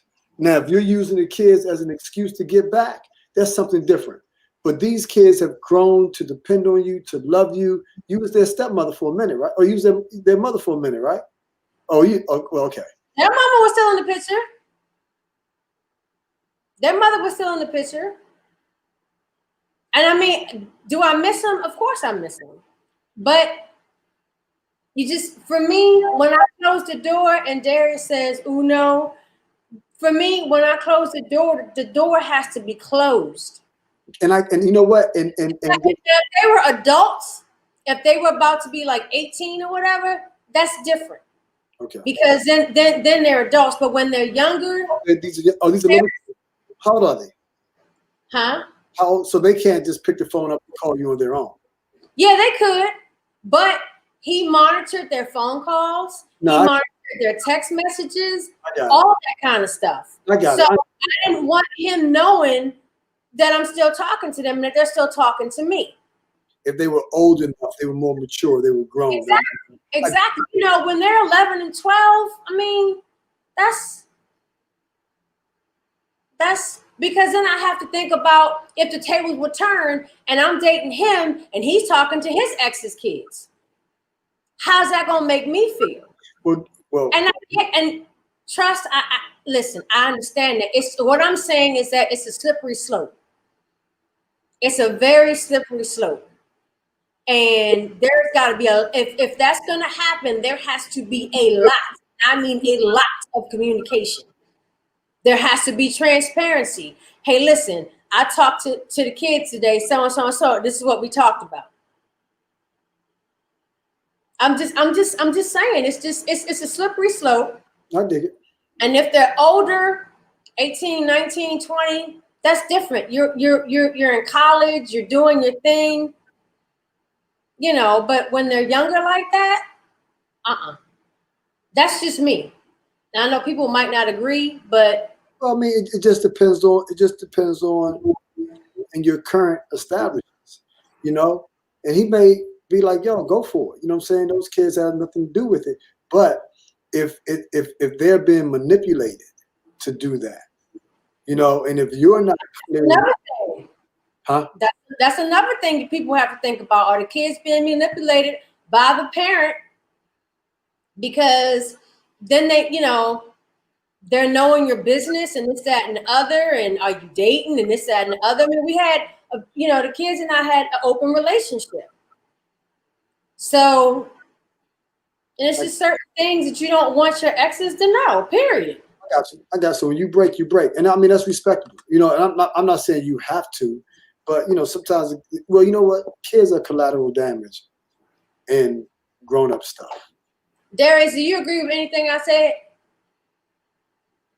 So that's like I said, it's a slippery slope. It really is. I was dating somebody else, and his niece, I would take her shopping, we'd hang out and this, that, and the other. And when he and I broke up, I had to tell her, baby, listen, we can't do the things that we were doing anymore. You have to be mature to handle it, of course. You are right, no manipulation. Okay. I had to explain myself because I knew people were going to be like, that. No, I don't agree with that. But it's just, it depends on, you know who your ex is. And, you know why you broke up. And you know if that person is going to try to get back at you, let's get together, for old time's sake, stuff like that. I'm not saying that was my case. I'm just saying that that's some of the things, that can be brought up, especially through the kids. I mean, hell, look at couples who get divorced, how the husbands and wives manipulate the children. Yeah. So, kids are pawns. So it's a very... Yeah, you got a point. It's a very slippery slope. It just depends on, your maturity level, But it also, one key component that we don't talk about in relationships is emotional intelligence. I saw that post the other day, and I thought about you. Yeah, you gotta have. A lot of people don't have emotional intelligence. They don't, and that is an oxymoron. Yeah, it's an oxymoron that you don't even have. You know what I'm saying? I mean, what you mean you don't have any emotional intelligence? Mm-hmm. Or you need to raise your emotional IQ. You got the emotional quotient. You got to raise that. So when you're dealing with these type of difficult situations, like I said last week, Jean-Paul Sartre said, "Hell is other people." You know what I'm saying? So when you're dealing with other people, you're going to have to be open to understand. Hell, if you don't get it, it's like the Washington Post. If you don't get it, you don't get it. Yeah. And the crazy thing about it is when you're trying to have these type of dialogues with people, they don't get it. And it's like, how do you force someone to get something that they don't get? That's what we talked about last week. You got to be mentally healthy, though. Kyle says you should cut it off with the kids. It will have you still talking to you. Exactly. It eventually it will happen. Eventually it will happen. What happens if there's an amicable split between you guys, right? Listen, things ain't work out. I ain't got no hard feelings towards you, even though that shit don't happen in the black community. Fuck you. You know what I'm saying? It didn't work out. You know what I'm saying? Let's just go our separate ways. Okay, cool. You know what I'm saying? Man, I wish you the best. And genuinely mean that, right? And the kids want to call, and then you're like, I have no desire in getting with you, and vice versa. You know what I'm saying? For me, it would be okay if I wasn't dating somebody. I got you. So the fact that I'm dating somebody is not okay. You're talking about standards now, your personal standards, and you're taking the other person into consideration because you don't want to look at their situation. You don't want them talking to their. I got it. I get it. Right. It's hard. It's really hard for people, and I thought about this the other day. It's really hard for people to truly put themselves in someone else's shoes. Like, how would you feel if the tables were turned? Literally, we flip the roles. How would that make you feel? Well, you really can't. Granted, I may not criticize my neighbor until I've walked a mile in his moccasins. It's an Indian proverb. Mm-hmm. So it's hard for you to put yourself in someone else's shoes, But even with that, you're right. Or that which you will have others do unto you, do you also unto them. For this profit. And I dig that as well, because I'm always thinking like, how would I feel? But if the majority of the people thought like that, things would be entirely different. But they would. People don't think like that because like you said, people want what they want. Want what they want. what they want. So it's a hard thing, and that's why I posed a question about, are people open dating? Are people open to dating someone, you know, with children? And especially if you're good with kids. You know, I love kids. They were girls. I have a girl, and it was just like boom. You know, the girls and I instantly connected. You know, and but you know, when I said when you close the door has to be closed, deadbolt, a chain on, all of that stuff. Okay, so Darius, read what he said, please. I agree and disagree. All things are different. I look at it as the impact I've had on the kids' lives. I like that. Now those kids are older now. The split was mutual and it worked. My relationship with the kids actually helped them deal with the marriage their mother ended up in. And I haven't talked to that woman in easily 10 years. The middle son hit me yesterday on the ground. See, that's cool. That's cool.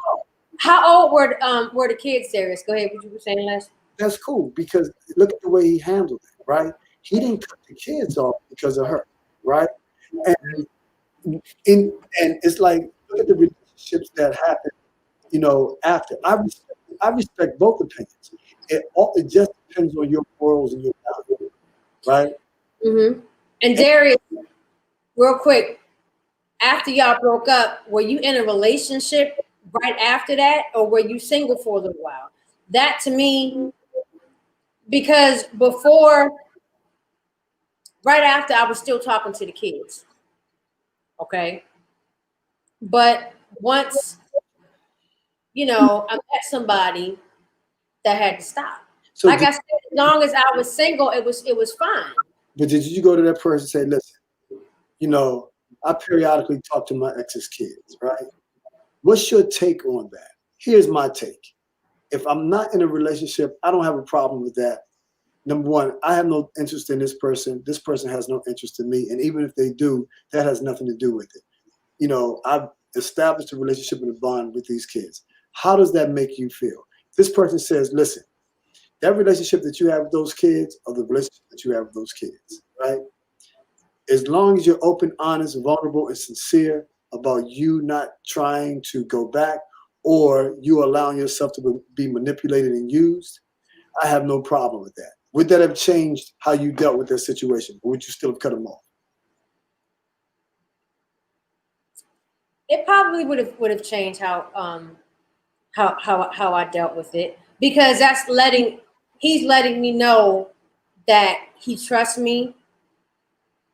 But that's a lot to take in fresh on a relationship that's fresh. That's a lot to take in, you know. And it's like, you know, as a man, you know, the question becomes, is he thinking when I talk to the kids? Wonder if you know, he popped in on the phone. That's human nature to ask them kind of questions. But you know, in your mind. No, and you're right. And it goes back to FED, fear, envy, distrust, right? I'm 100% with you on that.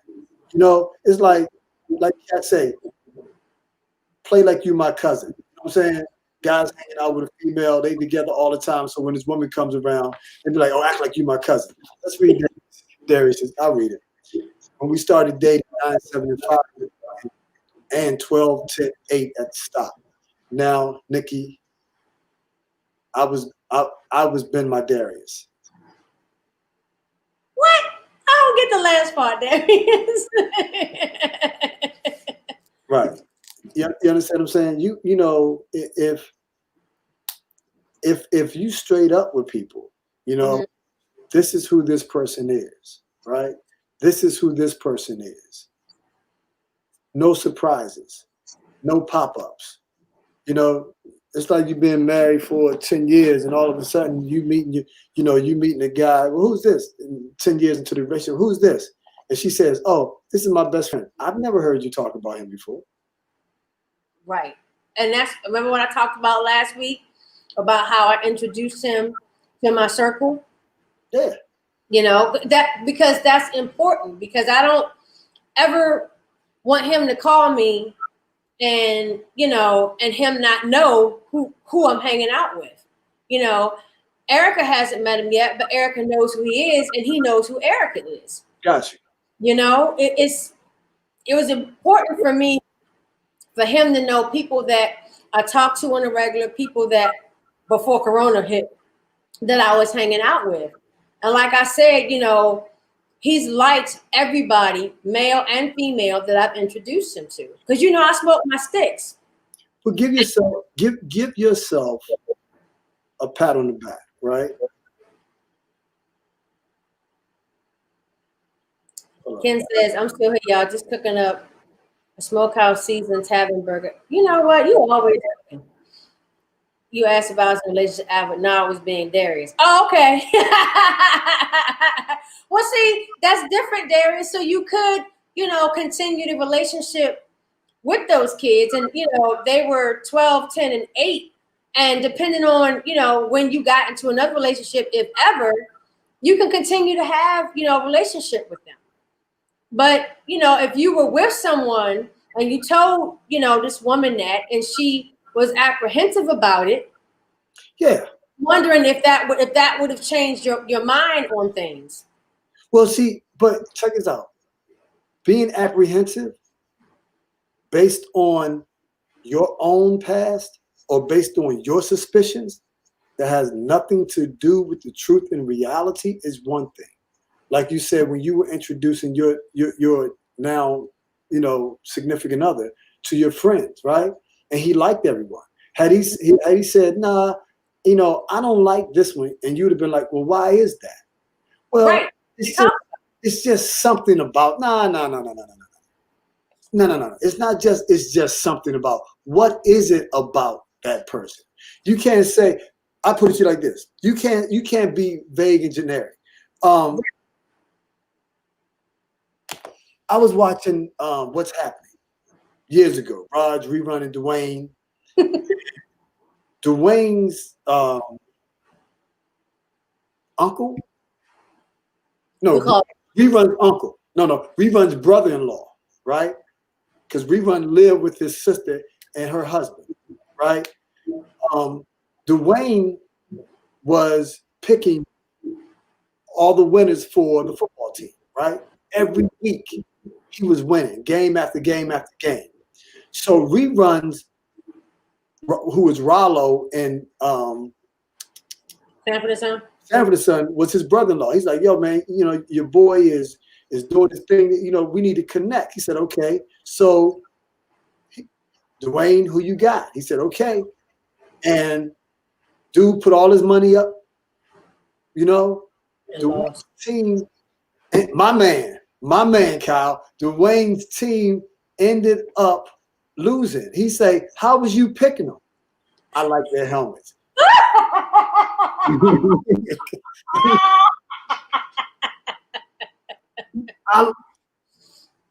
Listen, I put it to you like this. I'm not a burgundy and gold fan. I'm not. The only sports team I like are the New York Yankees. You know what I'm saying? Okay. If you had told me the other day that the Skins was going to beat the Steelers, yeah, right. No one would have taken those odds. You're right, Erica. It was a classic. No one would have taken those. All right.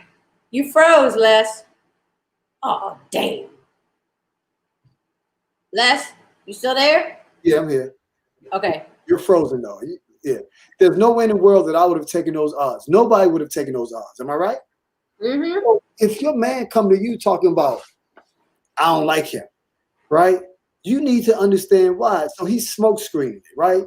You know, he's going back to what Ken was saying when you asked the question in terms of dealing with racism. And his significant other didn't say anything, right? So you're asking and asking and asking and asking him and asking him, right? And it's like, well, he finally tells you after you done eradicated your friendship with this guy, well, what is it about him that I didn't like? You know, oh, I ain't like his car. Right. Right, you have to dig. You know what, Kyle? They're gonna always be the skins to me, dang it. Say something. I hope they lose every game. I hope they even lose against themselves. This is straight off topic. If that's racist, then the Chiefs are racist, the Braves are racist. I mean, the Cowboys, really? All Why of them not the Dallas Buckaroos? Come on, man. the New York niggas, all of them are racist. The New York Yankees, all of them are racist. Right. So I don't even want to hear it. I don't even want to hear it. They're gonna forever be the skins to me. But you're right, Les. You're right. You're right. And that's what I'm saying. You know, listen, let me tell you something. This lady told me one time, she said, I was talking to this lady, she told me, when other people bring things to you, that's not your shit. My daughter, when she wasn't even 1, maybe she was 1, not even that old, right? Now, before she even turned 1, took her to backup daycare, right? Mm-hmm. You know, when you can't, you need a backup. So I take her in there and I set her down. I mean, she can't even walk. And this fat little chubby white baby's in there crying his ass off. You know what I'm saying? I mean, she starts crying. I picked her up in the middle of everybody, sat her down. I said, yo, that ain't your shit. That's his shit. That's not your shit. Because what I did not want her to do is to develop that every time you saw someone crying, you had to cry. You understand what I'm saying? So when people come into your life and they're like, well, I don't like this person. Well, I don't like that person. What is it about that person that you don't like? And then you find out that your friends stay longer and truer and are down more than your spouse is. Mm-hmm. So after you dissolve the relationship with your friends and you dissolve the relationship with your spouse, can you go back to your friends? Be like, I was tripping. Nah, it's too late. And that goes for male and female friends. Yeah. Because I had a female friend who didn't like my other female friend. And for no reason. I mean, it was she felt like she wasn't good enough for me. What the heck? We're not dating. What you mean she's not good enough for me? But the crazy thing is that the newer female friend, that's my ride or die. The other one, 26 years, gone. Just, I mean, like Maya Angelou said, when people show you who they are, believe them. And a lot of times we don't. We make excuses. Oh, that's just how so-and-so is. Oh, you got to get to know so-and-so. They got a hard exterior. That's bullshit. That's making excuses. Listen. It used to be a time where certain things were forgivable. Red flags were forgivable. We're at the age now, cut them off. Yeah, I ain't got time for that. Cut them off. Like Erica said earlier, I don't have the time and the energy for it. And yeah. Erica says some women are very territorial with their friends. Hey, sis, are they? And it makes it makes no sense. They act like it's like, the saying, there's enough of me to go around. You know what I'm saying? Like, I'm not saying that you have to be friends with who I'm friends with, but trust in our friendship and trust in me enough to know that I'm not going to change. Yeah. Darius, sooner or later, you got to change tires. Yeah, man. Yeah. I hope I'm one of them, Boopy. That's why I have one or two good. And that's all you need. I have in my, I won't say circle because my friends don't come in shapes. You know what I'm saying? I'm talking about when I say friend, right? I mean someone that if I call you 2-3 o'clock in the morning, or if I call and ask you something, it's no problem. You know what I mean? Because I'm not calling to exploit the relationship, right? Right. Exactly. I don't have a bunch of people around me. I even tell my daughter, you ain't got no friends. You got associates. You too young to have friends. Mm-hmm. Chelsea! In the house. What's up? Yes. Hey, boo. About time. A couple good ones to get by. Look, about time. True that. Leave her alone. That is our graphic artist right there. Chelsea got a good government job and don't So yeah, it's like, you know, all my friends know if you need me, I am just a phone call away. There's my girl. I was wondering where she was. Read your mentor's comment.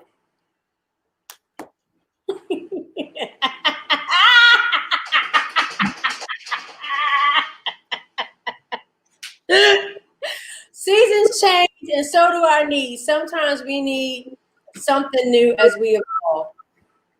Elena, he been getting on me all day. I've needed you, girl. So that's right. But you know, as we get older, our needs change. You know, and that's what Elena was saying. And we grow, we evolve, and we hope that our friends will grow and evolve with us. But if they don't, if they're not fitting the needs anymore, if they're not fitting our needs anymore, then you gotta let them go, and you have to be unapologetic about letting them go. Let me jump in right quick. Yeah. And this is not my quote. As a matter of fact, I heard Dr. A.R. Bernard in New York City. He's a pastor. He says, people become remnants of your past because they fail to go into the future with you. Mm-hmm. And that's real. I agree. That is, I agree. and I understand that everybody is not going to always be with you all the time, right? Right. Do we have an AA, anybody, Alcoholic Anonymous, you know what I'm saying, sponsorship up in this piece? Hey, Erica, she'll back me because we like wine, don't we, girl? Ken says something. May I read that? Yep. I don't have a single friend that would come to see me if I needed them, and I'm fine with that. I got family. I dig that. Now, when you say family, you mean blood family or people close enough to you that are friends that you can call family? Elena's family to me. You know what I'm saying? Elena, she's family. And even though we're friends, and let me tell you something.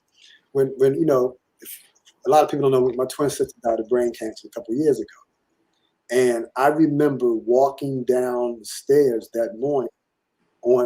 We were getting ready to go to the funeral, and when I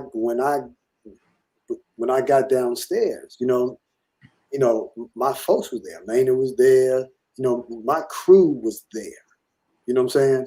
And it wasn't one of those things where, well, I got to go to the sister's funeral to show face. It was like, yo, that's my people. He needs me. And there were a few that couldn't make it, and I understood that.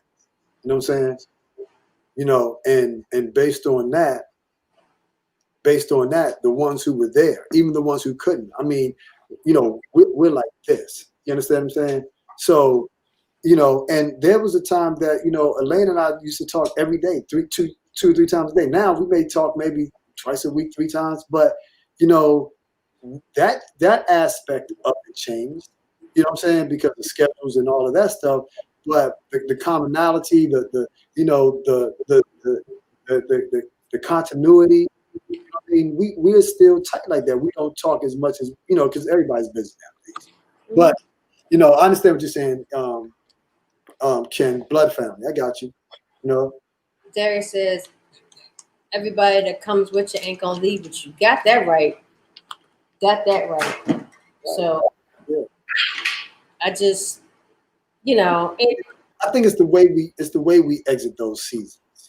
You know what I'm saying? Right. Some people for a season and some people for a reason. Yeah, it's the way we exit it. And a lot of times if, how many times have we been in summer and all of a sudden, fall just came in out of nowhere. He was like, God damn, yesterday, I was in shorts. Like now it's like I need my coat on. Right. And it's like it's that shock. Or we know that the season is changing. We can tell. You know what I'm saying? We see the snow is melting. And we see that the flowers and the trees are about to start blooming. So we're preparing ourselves for that. So we recognize that we're no longer dealing with this season. We're in a different season. Versus, you know, I don't like your friend. You need to cut your friend off. You know what I'm saying? And then you cut your friend off, and then you hit your friend with, well, you know, we was only friends for a reason or a season. Well, hell, what was your reason for cutting the friendship off? Well, my man said he ain't like you no more. You know what I'm saying? And then you find out after you break up, well, what is it about him that you didn't like? I ain't like his car. You know? Never pick a football team by his helmets. Not when you bet your mortgage payment on it. Dwayne. Exactly. So all my friends know if they need me, I'm literally just a phone call away. Mhm. Erica could call me up and be like, Nick, blah, blah, blah. What you need me to do? Right. Let me tell you something. Or I'm on my way. Let me tell you something, Nikki. Me and you so cool, I would jump in front of a parked car for you. You know what I'm saying? I mean, that's how cool we are. Get your boy, Elaine. Curve for you. But this kind of piggybacks off of what I asked last week about will your friends be supportive of your relationship. Thank you, boo, as are you, sweetheart. So Ken, Nikki called Erica and told her to blow her head up because you gave me so many good compliments. You know what I'm saying? I did not. I swear for goodness I did not. Yeah. That's just my mood. Hey, but you know, yes, Ken, a parked car. Elena, I would, let me tell you something. Elena, let me See what she said? You see what she said? She said, shaking my head. What do I get?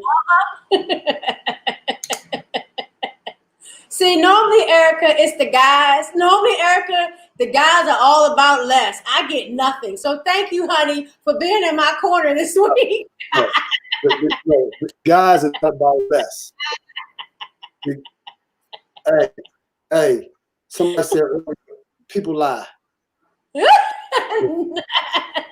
I Okay. think Alexa said that last week. She didn't call you. She texted you. Okay, you got Whatever. No. Jen, somebody, come on. And this is inflate my ego. Listen, if I can't have you at my house, then you ain't a friend.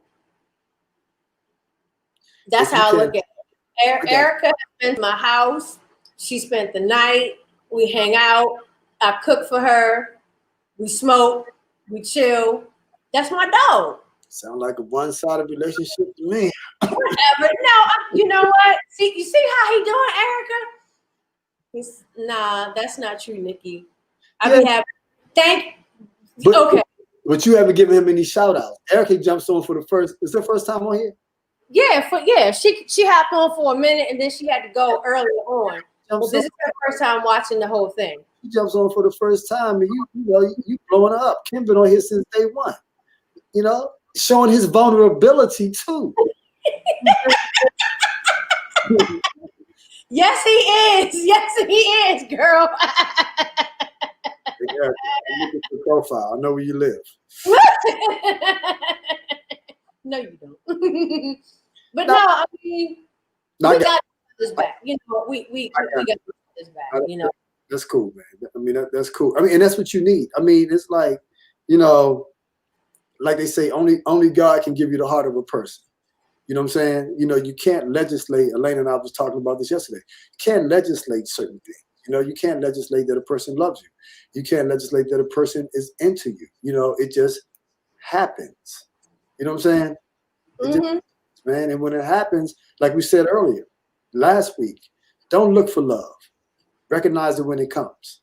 Exactly. This is every week, Erica. Every week. This is us every week. This show is, less gas. This show is really organic. You know, we say what we feel, as you can see, but you know, we're talking about issues that really are part of the Black community, and dating is a big one. You know, why is it that you know, we can't stay married. It seems like, why is it that we can't stay in relationships and things of that nature? So, and I see that I'm frozen. I don't know why, but can you still hear me, Les? Yeah, I hear you. Okay. There is one thing, and I think I uploaded it. We talked about this last week about twerking. I'm going to hop out and hop back in, okay, so I can unfreeze. Okay.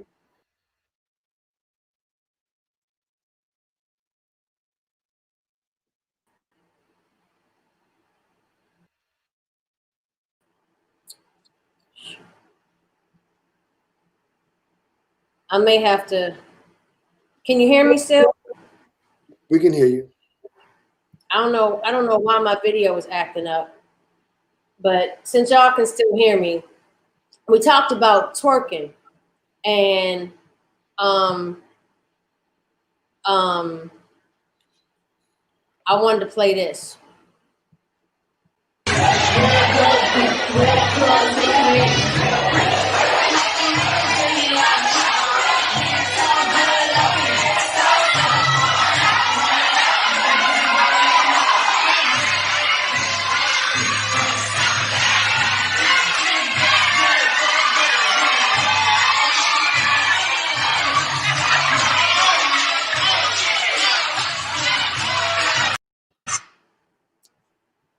Whoa. Now, was that a restaurant for twerking? Was that a twerking restaurant? No, it was a restaurant where they allow it. You can pay $50. Right. So it's designed for that, right?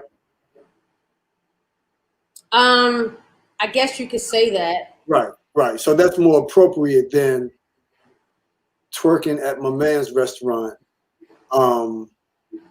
When that was inappropriate. Right. Right. All right. Hey, there was a restaurant in nice chandeliers. Only her would recognize the chandeliers. Oh my God. Hold on. Read what Elena said. Nice chandelier.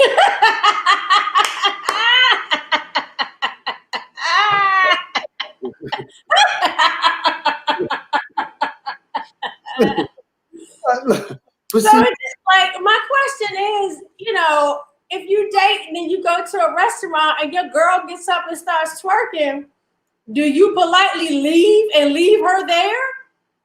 Like, I mean, dudes, is that behavior of your woman that's okay? Thanks, Ken. I switched to the 480 instead of 720.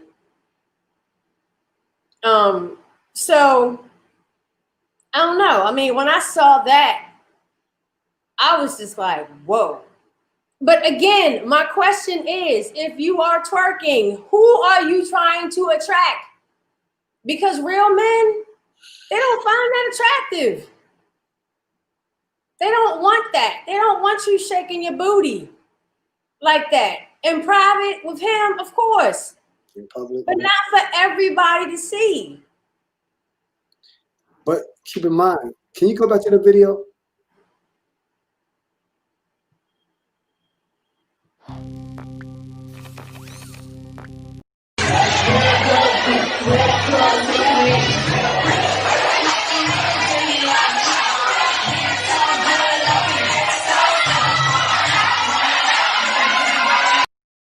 You stupid. You caught me. I'm sorry. No. I did that because what was the age group? They look like they were in there at max 35. Okay. This is where we are now, right? This is where we are now. So you got kids in there. And see, and keep this in mind. I'm an expert at being black. Mm-hmm. I'm an expert, right? Mm-hmm. Black people need to cut that BS out. You understand what I'm saying? Because we don't have to do that. And people talk about it's a cultural thing. Yes, it is a cultural thing, but that's taken out of context. Truly. You know what I'm saying? And what are you teaching the kids? What are you teaching the girls? What are you teaching the boys? You know, are you teaching the girls this is what you do to get a man? Are you teaching the boys that's the kind of woman that you want? I mean, seriously. That to me is just a whole that's taking disrespect, in my opinion, to a totally different level. I mean, if Boo and I were out and we went to a restaurant and that happened, yo, we'd be up out of there in a heartbeat. Well, keep in mind, it goes back to your morals. It goes back to your standards. Now, let me ask you a question. She was 25 years old. Did you still have the same mentality? I've always been told I have an old soul. So you're speaking from a very conservative perspective, not very, but from a conservative perspective, right? So I guess you come from the era where, you know, women don't need to show everything, you know, leave things to the imagination. I had to learn, because those that know me know that I have big boobs. And I used to always wear low-cut shirts that would show that. I don't do that anymore. Ken says, and you got white servers making it rain on you, and they probably shitting on you after their shift. Yeah, I got out of a date with a woman where she jumps up and starts twerking. I'm out, fam. Decorum, behavior in keeping with good taste. Mm-hmm. Exactly. You know, keep it classy. Keep it classy. Like that. I don't know. That's his name. Kyle, if you're still on, I think his name is Kevin Samuels. He's that relationship specialist guy. I don't know if you saw the video where the girl, he gives relationship advice, and the girl calls up and he tells her that she's average. She makes $100,000 plus a year. She has her own business, and she's looking for a man that makes that or more. And so he asked her to rate herself. She gave herself a 5. He said, so you average. So why would an average guy, average girl, woman look for a man that's above average? Basically, he was telling her to stay in her lane. She had on weave, she had on makeup, and he basically tore her down. Now, everybody was all upset. Women were like, oh, da, da, da. And I was like, because he asked her, he said, you know, I see you got that weave in your hair, you got all that makeup on. What do you look like in the morning? She said, I look the same. He said, you're a bold-faced lie. You don't look the same. You look different. And, you know, she just kind of sat there. I'm paraphrasing a lot. I agree with most of his message, though I don't agree with his delivery. But he does the same thing to the guys. Like, he tears the guys down too. And Kyle and I were talking about it, and Kyle says he has a YouTube page. If you listen to him, he has kind of like this gigolo mindset of, you know, guys only want women for one thing and this, that, and the other, and blah, blah, blah. I don't know that for sure. I haven't watched his show on YouTube, but I just found it interesting. And this is kind of, Les, you and I have talked about this when I asked last week, are your expectations realistic? And it's like I said, if you are looking for a guy who makes 6 figures, A+ credit, great job, great car, nice house, or whatever, what are you bringing to the table? What is it about you that will attract him? Because if he has all of these things, why does he need you?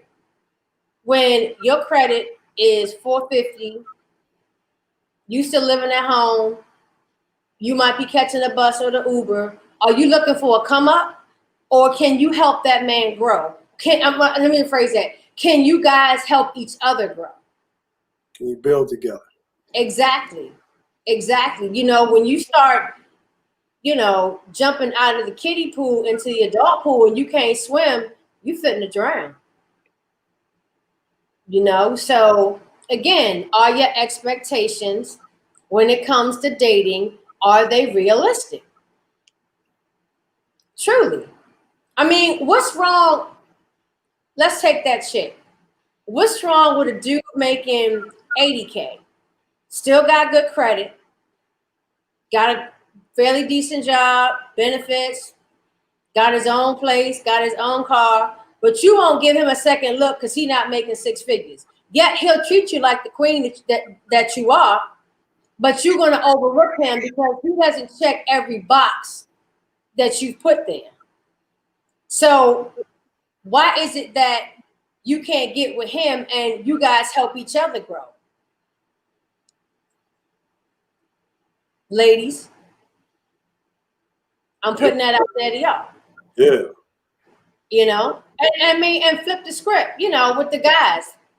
You know, they want a chick with, you know, banging body and this, that, and the other. Why? Why? You know, what she, okay, so she's not a size 6. She might be a size 10 or 12. But are you speaking? But that, it goes back. I think the audience that we're talking to, I won't even say audience. You know, the people that we're talking to are very mature. You know what I'm saying? What? Elena, beauty and realistic is in the eye of the beholder. Some people need glasses. Girl, they need bifocals. I'm just saying that. Erica says, I agree. Personally, I'm not that shallow. I go for the content of character. I find intelligence sexy. Okay. As I want to ask Erica a question, right? Have you always had this mindset? I know it's going to take her a minute before she gets it. Yeah, it's like a 20-second delay. Yeah, we're speaking to an older population, right? Mm-hmm. Gone through some hardships. You know what I'm saying? So they recognize that, you know, it don't matter how fine you are. Fine is fades. Okay, no, I haven't. So another question. So can you understand the mindset that these younger people have now with twerking, with, you know, wanting a guy that makes six figures, has a 850 credit score, and there you go. Wisdom and situations have changed me. And guess what? The majority of the people that we're talking about, they haven't gone through enough to be changed yet. But even when I was that age, like I said, I've always been an old soul. One thing that has never impressed me is money. And I will tell you why, because that's your money, that's not mine. But look how you're thinking. But see, keep in mind. But what about the brother out here that's been taught, get all you can and can all you get. Sleep with as many women as you possibly can, right? Dog them, you know what I'm saying? And what about the women out here who've been taught, you know what I'm saying? You know, you better get a man who has a good credit score, who has a good job, you know what I'm saying?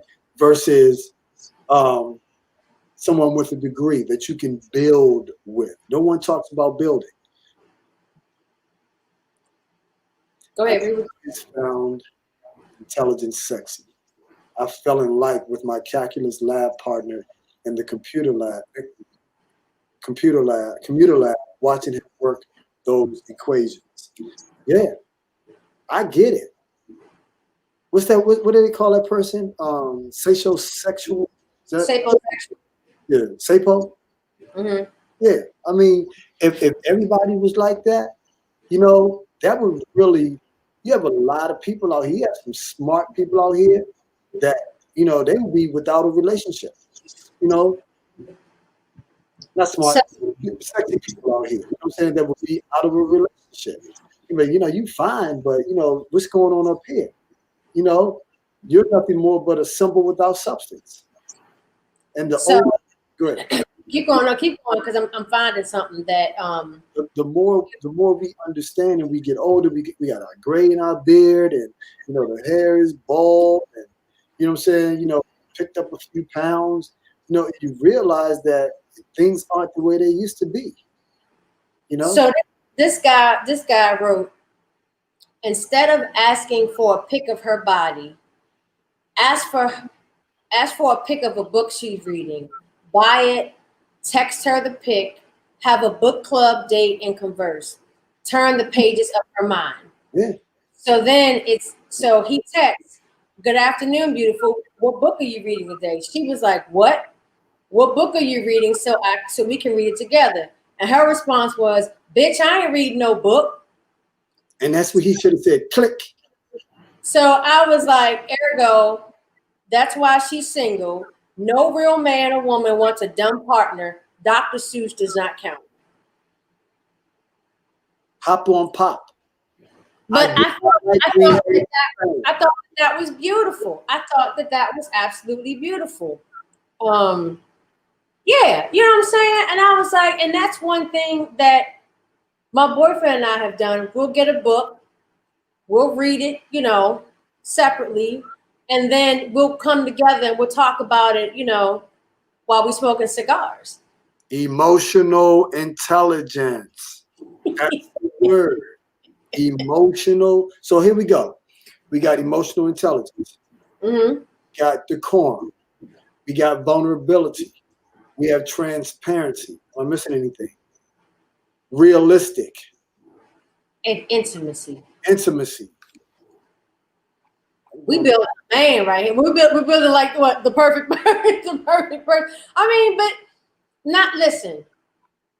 It's like, why did I get married? The 80-20 rule. Nobody's going to have 100% of what you're looking for.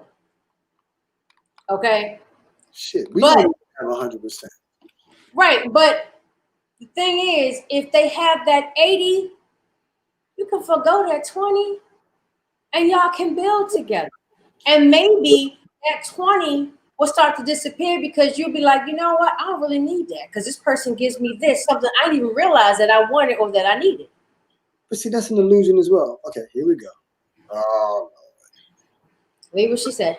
You don't have to have Idris Elba, but listen, Quasimodo doesn't work for me either. And I'm not shallow. We need some kind of attraction going on. True that. You mean to tell me, Elena, that if the Hunchback of Notre Dame or Notre Dame, depending on how you say it, came to you with an 850 credit score and was smart, you would break them off a little something, something? or with that hump on his back? I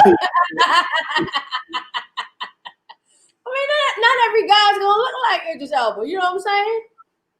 And what if he looked like Idris Elba but was dumb as a box of rocks? What if he couldn't stimulate you mentally?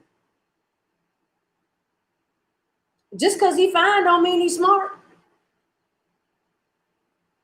That's the same thing with women. You know what I'm saying? And that's what they're saying. Just because she fine don't mean she's smart. And it's like, you and I talked about this the other day. I gotta go. Okay, boo. Thanks for hanging. It's like you and I talked about. I forgot what I was getting ready to say. Oh, they could be fine on the outside, right? Soon as they open their mouth, they become the ugliest person on earth. Yeah. He said that you wild. And then Elena says, I can't do dumb. Neither can I. So is she calling the Hunchback of Notre Dame dumb? Was he dumb? Mm-hmm. Let's look that up right quick. I have no idea, but I mean, you gotta. I mean, my thing is, can we have a conversation, a good conversation? Some people I found don't know how to have a conversation. They don't know what to talk about.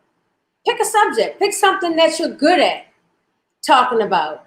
Practice. Start there. I mean, you ain't got to talk about politics. You ain't got to talk about religion, but current events is important. That lets me know that you know what's going on. Listen, we have gotten away from dictionaries, encyclopedias, thesaurus, right? Anything that you want to find right now, you can look it up on your phone, on your computer, right? When I was in school, we had the Dewey Decimal Center and the card catalog in the library. After you went and you pulled out that long drawer that was long as a foot long plus, and you took it to your table, and you looked it up, that was half the battle.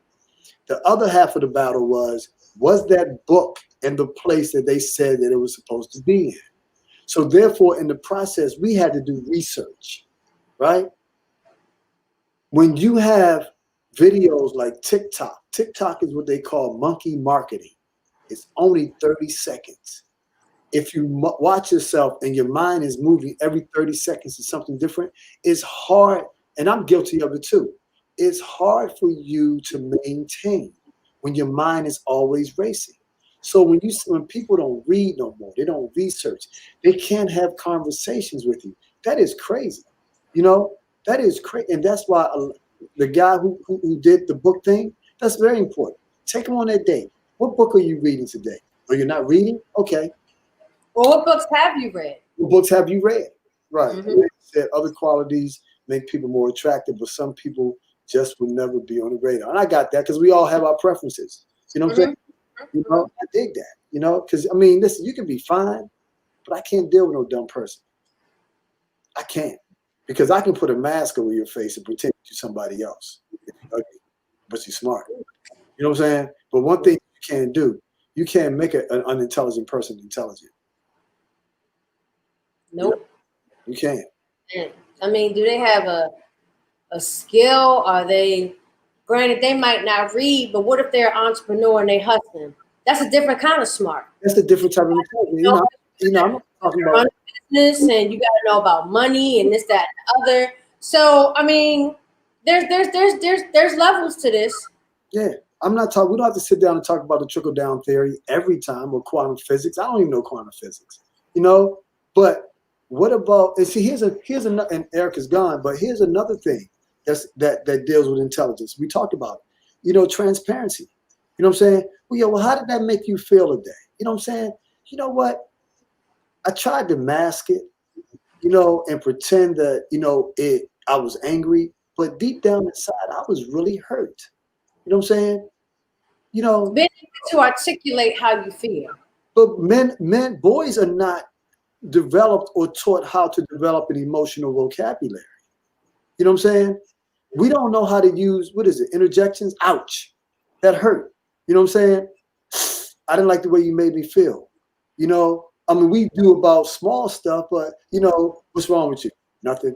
Your stomach hurt? No, I'm okay. But then as you get older, it's very difficult for you to really sit down and say, listen, you're really making me feel less than right about now. How many men can look at a woman and say, right now I feel that you're taking my feelings for granted. And I feel as though if I do open up to you, then you're going to compartmentalize that or store it and then bring it up to me later on. You know what I'm saying? But that person has to have emotional intelligence to be able to digest that. Yeah. What did I say a few episodes back? The truth is a hard pill for a lot of people to swallow. Yeah. I think Elena told me a couple of years ago, you got to raise your EQ. I think, you got to raise it, because I'm not always easy on folks. You know what I'm saying? And I was fortunate enough to, from birth, just even being in the room with a female, to have those qualities, those innate qualities that, puts me at a different level. And as a male, it doesn't mean that I don't still look at it from a male perspective or have that male ego, but I'm a tad bit more in tune. You know what I'm saying? And everyone's not gifted with that. And the crazy thing about it with me is how easy, it's always going to be hard and difficult for me to find someone that is just as in tune. But what I do is I penalize you for that. What you mean you don't know? You know what I'm saying? What you mean? You're a woman? You don't know this? How do I know this? And you don't know it, but I'm not gay.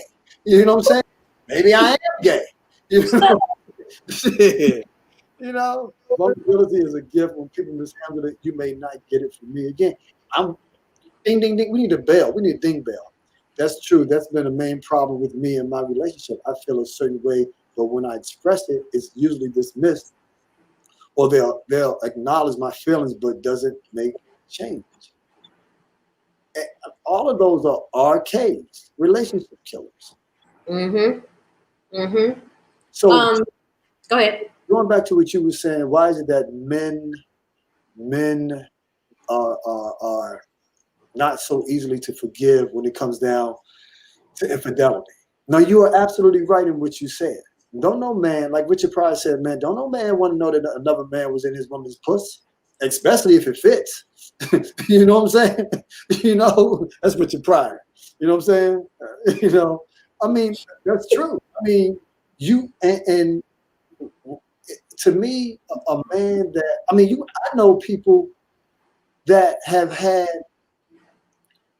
well, no. What about couples that have threesomes? The man and the wife with another one, right? You know what I'm saying? Or the woman that allowed her husband to sleep with other women and vice versa. And then they come back home and talk about it. See, Swears. yeah, but see, that's on a whole new different level altogether. Yeah, I ain't with that. That ain't nothing that I could do. I'm not built like that. You know what I'm saying? Yeah. Because as a man, you don't want to know that another man, your wife was doing, your woman was doing to that person what she does to you. You know what I'm saying? Or she enjoyed it more with him than she does with you. Correct. You know what I'm saying? Yep. Before we lose some folk, I wanted to talk about this is totally off topic. We're gonna start doing a thing, Black Business Showcase. And at the end of each show, we're going to start showcasing Black businesses that we want, just to get it out there, because it's Black Spasms. So today, of course, I'm going to start with my business. So as you all know, I'm a baker, and I am actually running a Christmas cake menu. A Christmas cake sale, and I also ship. So this is my menu. I have butter bundt cake, which is basically just a regular bundt cake, eggnog, rum, almond amaretto, cranberry orange, lemon, sweet potato, and with the ones with the asterisk, nuts are optional, because I know some people like nuts on their rum cake and on the sweet potato. So if you would like to place an order, DM me, or you can actually email me at softstickysweets@gmail.com. If you are out of town, Tuesday is the cutoff at 5 p.m. because the cakes are going to go out. That should be, Saturday, the 19th, to help ensure receipt by Christmas. Or you can gift it to somebody. If you know someone that would, enjoy one of these, just send me their address and I will go ahead and get it out. And also,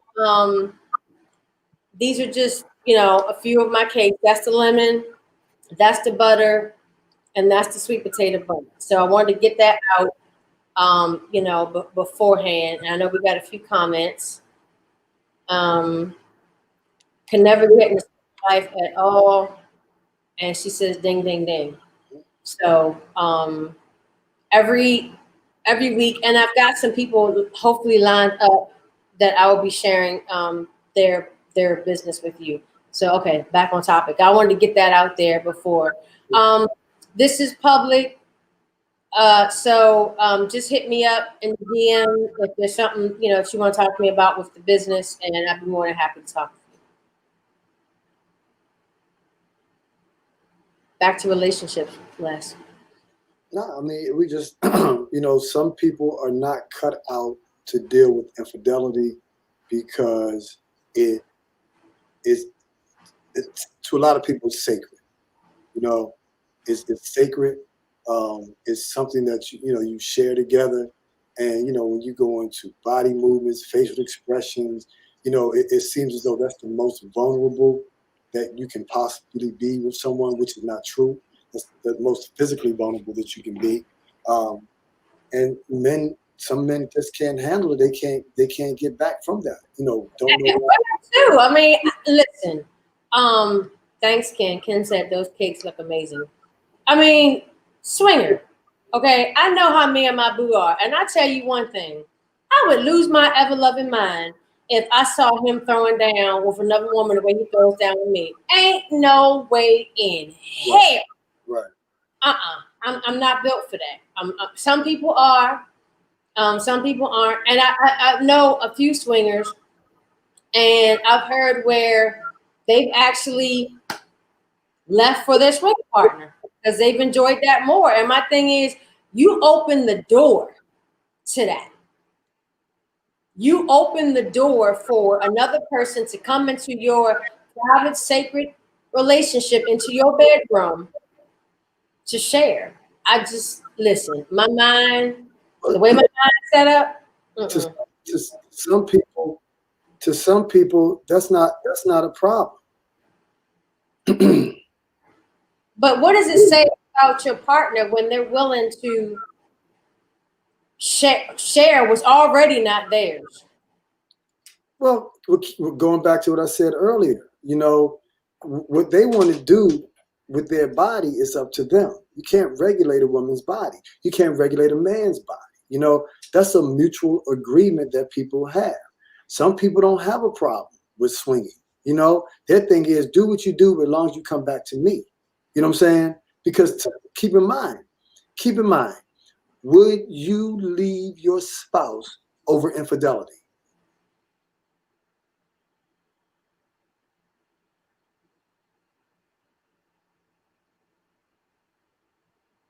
Now you're not thinking about your vows, for better or for worse, for richer or poor, to death do you part, right? No, I wouldn't leave my spouse over infidelity. I would leave over lack of trust. You know what I'm saying? You know, remember what I said earlier. I'm not going to suspend you for cursing. I will suspend you for using the language inappropriately, right? So I can't trust you anymore knowing that you've gone out. I can't do it, you know?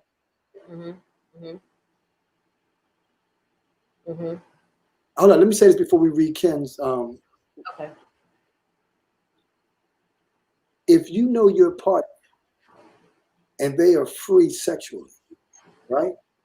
And you know how they get down. If they go out and get down with someone else the same way they got down with you, can they come back to you and you feel safe? You know, if you know that your partner likes fellatio, to give it, right? And want to come back and kiss you in your mouth. And I'm trying to be, you know, Discreet. You understand what I'm saying? Walking the house, mwah! You know what I'm saying? Your mouth been. Well, to some people, they like stuff like that. They're kinky. That turns them on. But one of the things that will bother a lot of people is knowing that the very thing that you do with me, you do with someone else. You know? Okay, you can read the comments. You can play the comments. Wild shit. One of my friends was in a three-way relationship with a guy friend of mine and his girlfriend. Long story short, he left his girl for my friend, and now they're married. Shit, maybe it was meant to be. You know, Elena said depends on how it went down and how they handled it.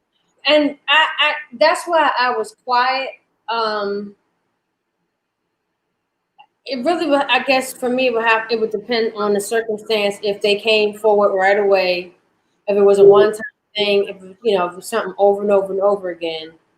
I don't know. And again, that goes back to women being, you know, for me, you know, more forgiving. I think at this stage in the game, probably not, because I am such a communicator, and because of the fact that I tell you how I feel, and I tell you what bothers me, and this, that, and the other. And if you take that, knowing all of that, knowing how I am with you, knowing that, you know, you're not lacking for sex at home, and you go out and you do it anyway, well, now you're just being disrespectful and you're being greedy.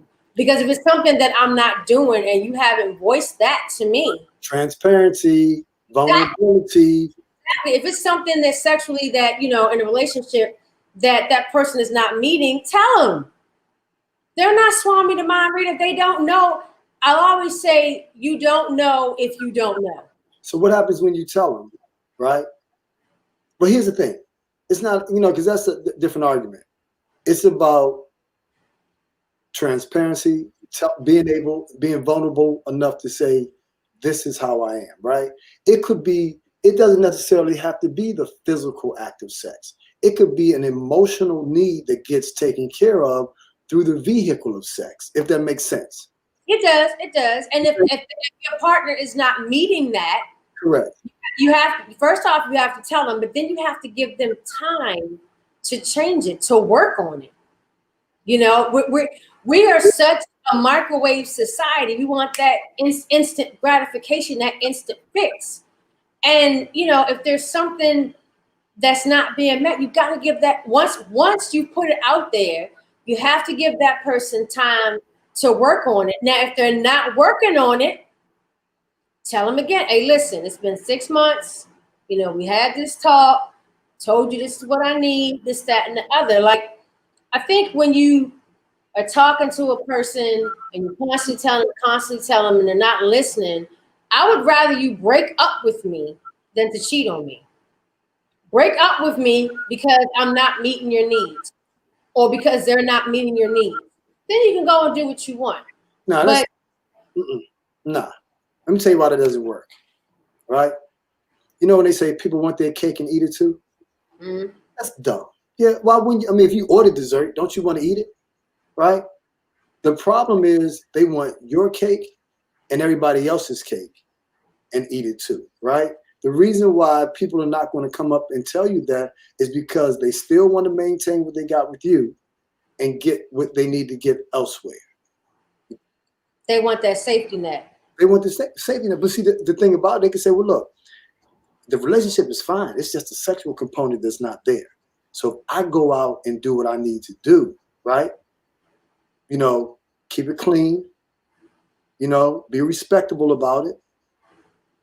And still, everything else is cool. Because you have women out here to say, listen, I know I don't meet you. Let's go back to B. Smith and her husband before she passed. You remember that situation? His girlfriend moved in with them. She couldn't take care of him sexually anymore. She was sick, right? Yeah, she was sick. You know what I'm saying? She's like, yo. Different, but that's a totally different thing. And it was based on an understanding. Right. She knew that because of her disease that she couldn't fulfill his sexual needs. Right. That's different. And some women are like, listen, go do what you got to do. But you're right. Who's going to come out and say, listen, you're not giving me what I need.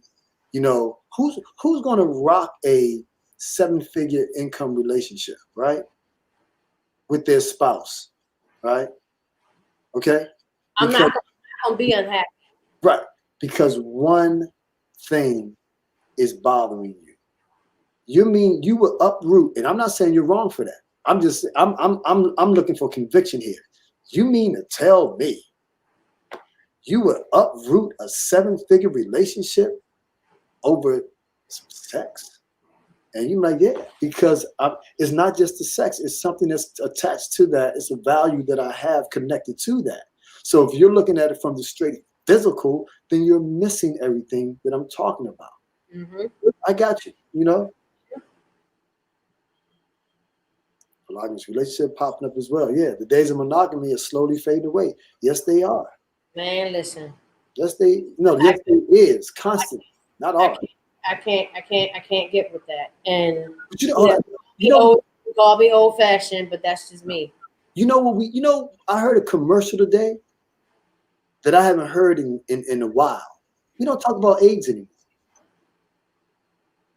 We don't talk about AIDS. What people are more concerned with now is not getting coronavirus. And the only reason why they showed this AIDS commercial because their demographics was they were dealing with a gay population. Mm-hmm. My mother's like, I don't know, I can't believe they put that on TV. I'm like, But I thought about that because with the vaccine coming out, employers are now seeking legal advice, wondering if they can make their employees get vaccinated. But my thing was, They wasn't saying that when AIDS was out. They wasn't saying that with Ebola. They wasn't saying that with H1N1. And it was killing people. Those were killing people too. When those vaccines came out, employers weren't trying to make people get vaccinated and take medicine and all that other kind of stuff. It's just, I mean, it's going to be. It's all in it. It's what's behind it. You know. Money. What's our saying? Ready? It's all about the money. Ain't a damn thing funny. You got to have a con. And there's land of milk and honey. It's a con, man. All day. All day. So, and on that note, folks, we're going to go ahead and wrap it up. This was a great session. I love all the input and the comments. Thank y'all for putting up with me in the beginning. Yes. So sorry for the back and forth with Skype and everything. We tried it yesterday. It worked out, but obviously it wasn't meant to be. So just want to thank you guys for everything. Love your input and stuff. And we will be back next week with more convo, more stuff that is plaguing the Black community and all that good stuff. So you guys have an awesome. Oh wait, got a comment. I think the difference is the amount of deaths in a shorter time frame. But I understand, yeah. Yeah, and I get that, you know, that's highly contagious. But my thing is this: you got a lot of people that's working from home, right?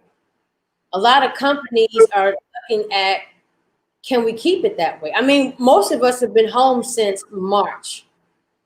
And some companies have been like, you know what, we could work. Some companies have been like, due to Skype gimmick, I guess we'll have to wear headphones to avoid feedback. All right, we'll try it next week. What was I saying? Oh, some companies have just let their leases lapse on their buildings because they found that brick and mortar, you don't need it no more. Exactly. I mean, with Skype, with Zoom, all these live things, you can have meetings, and the amount of money that will be saved is unreal. I mean, it's crazy. So, you know, I really hope that companies, especially the government, will look at certain positions. Now, I get it. You know, if you got a TSSCI and you're working on classified information, you have to be, you know, at work. And I get that. But some people don't have that. And I really think that the government should really look at a lot of these positions and realize that a lot of these people can work from home and call it a day. I mean, you put rules and things of that nature in place, and when people break it, then they know what the obvious is. Either you do right or you're gonna have to come into the office. So I think that it can be done safely without companies trying to force their employees, you know, to get the virus. I mean, to get the vaccine. But that's for another day. That's just my take. So thank you guys again for tuning in. We appreciate the love, the support. Again, follow us on all of our where is it? What did I do with it?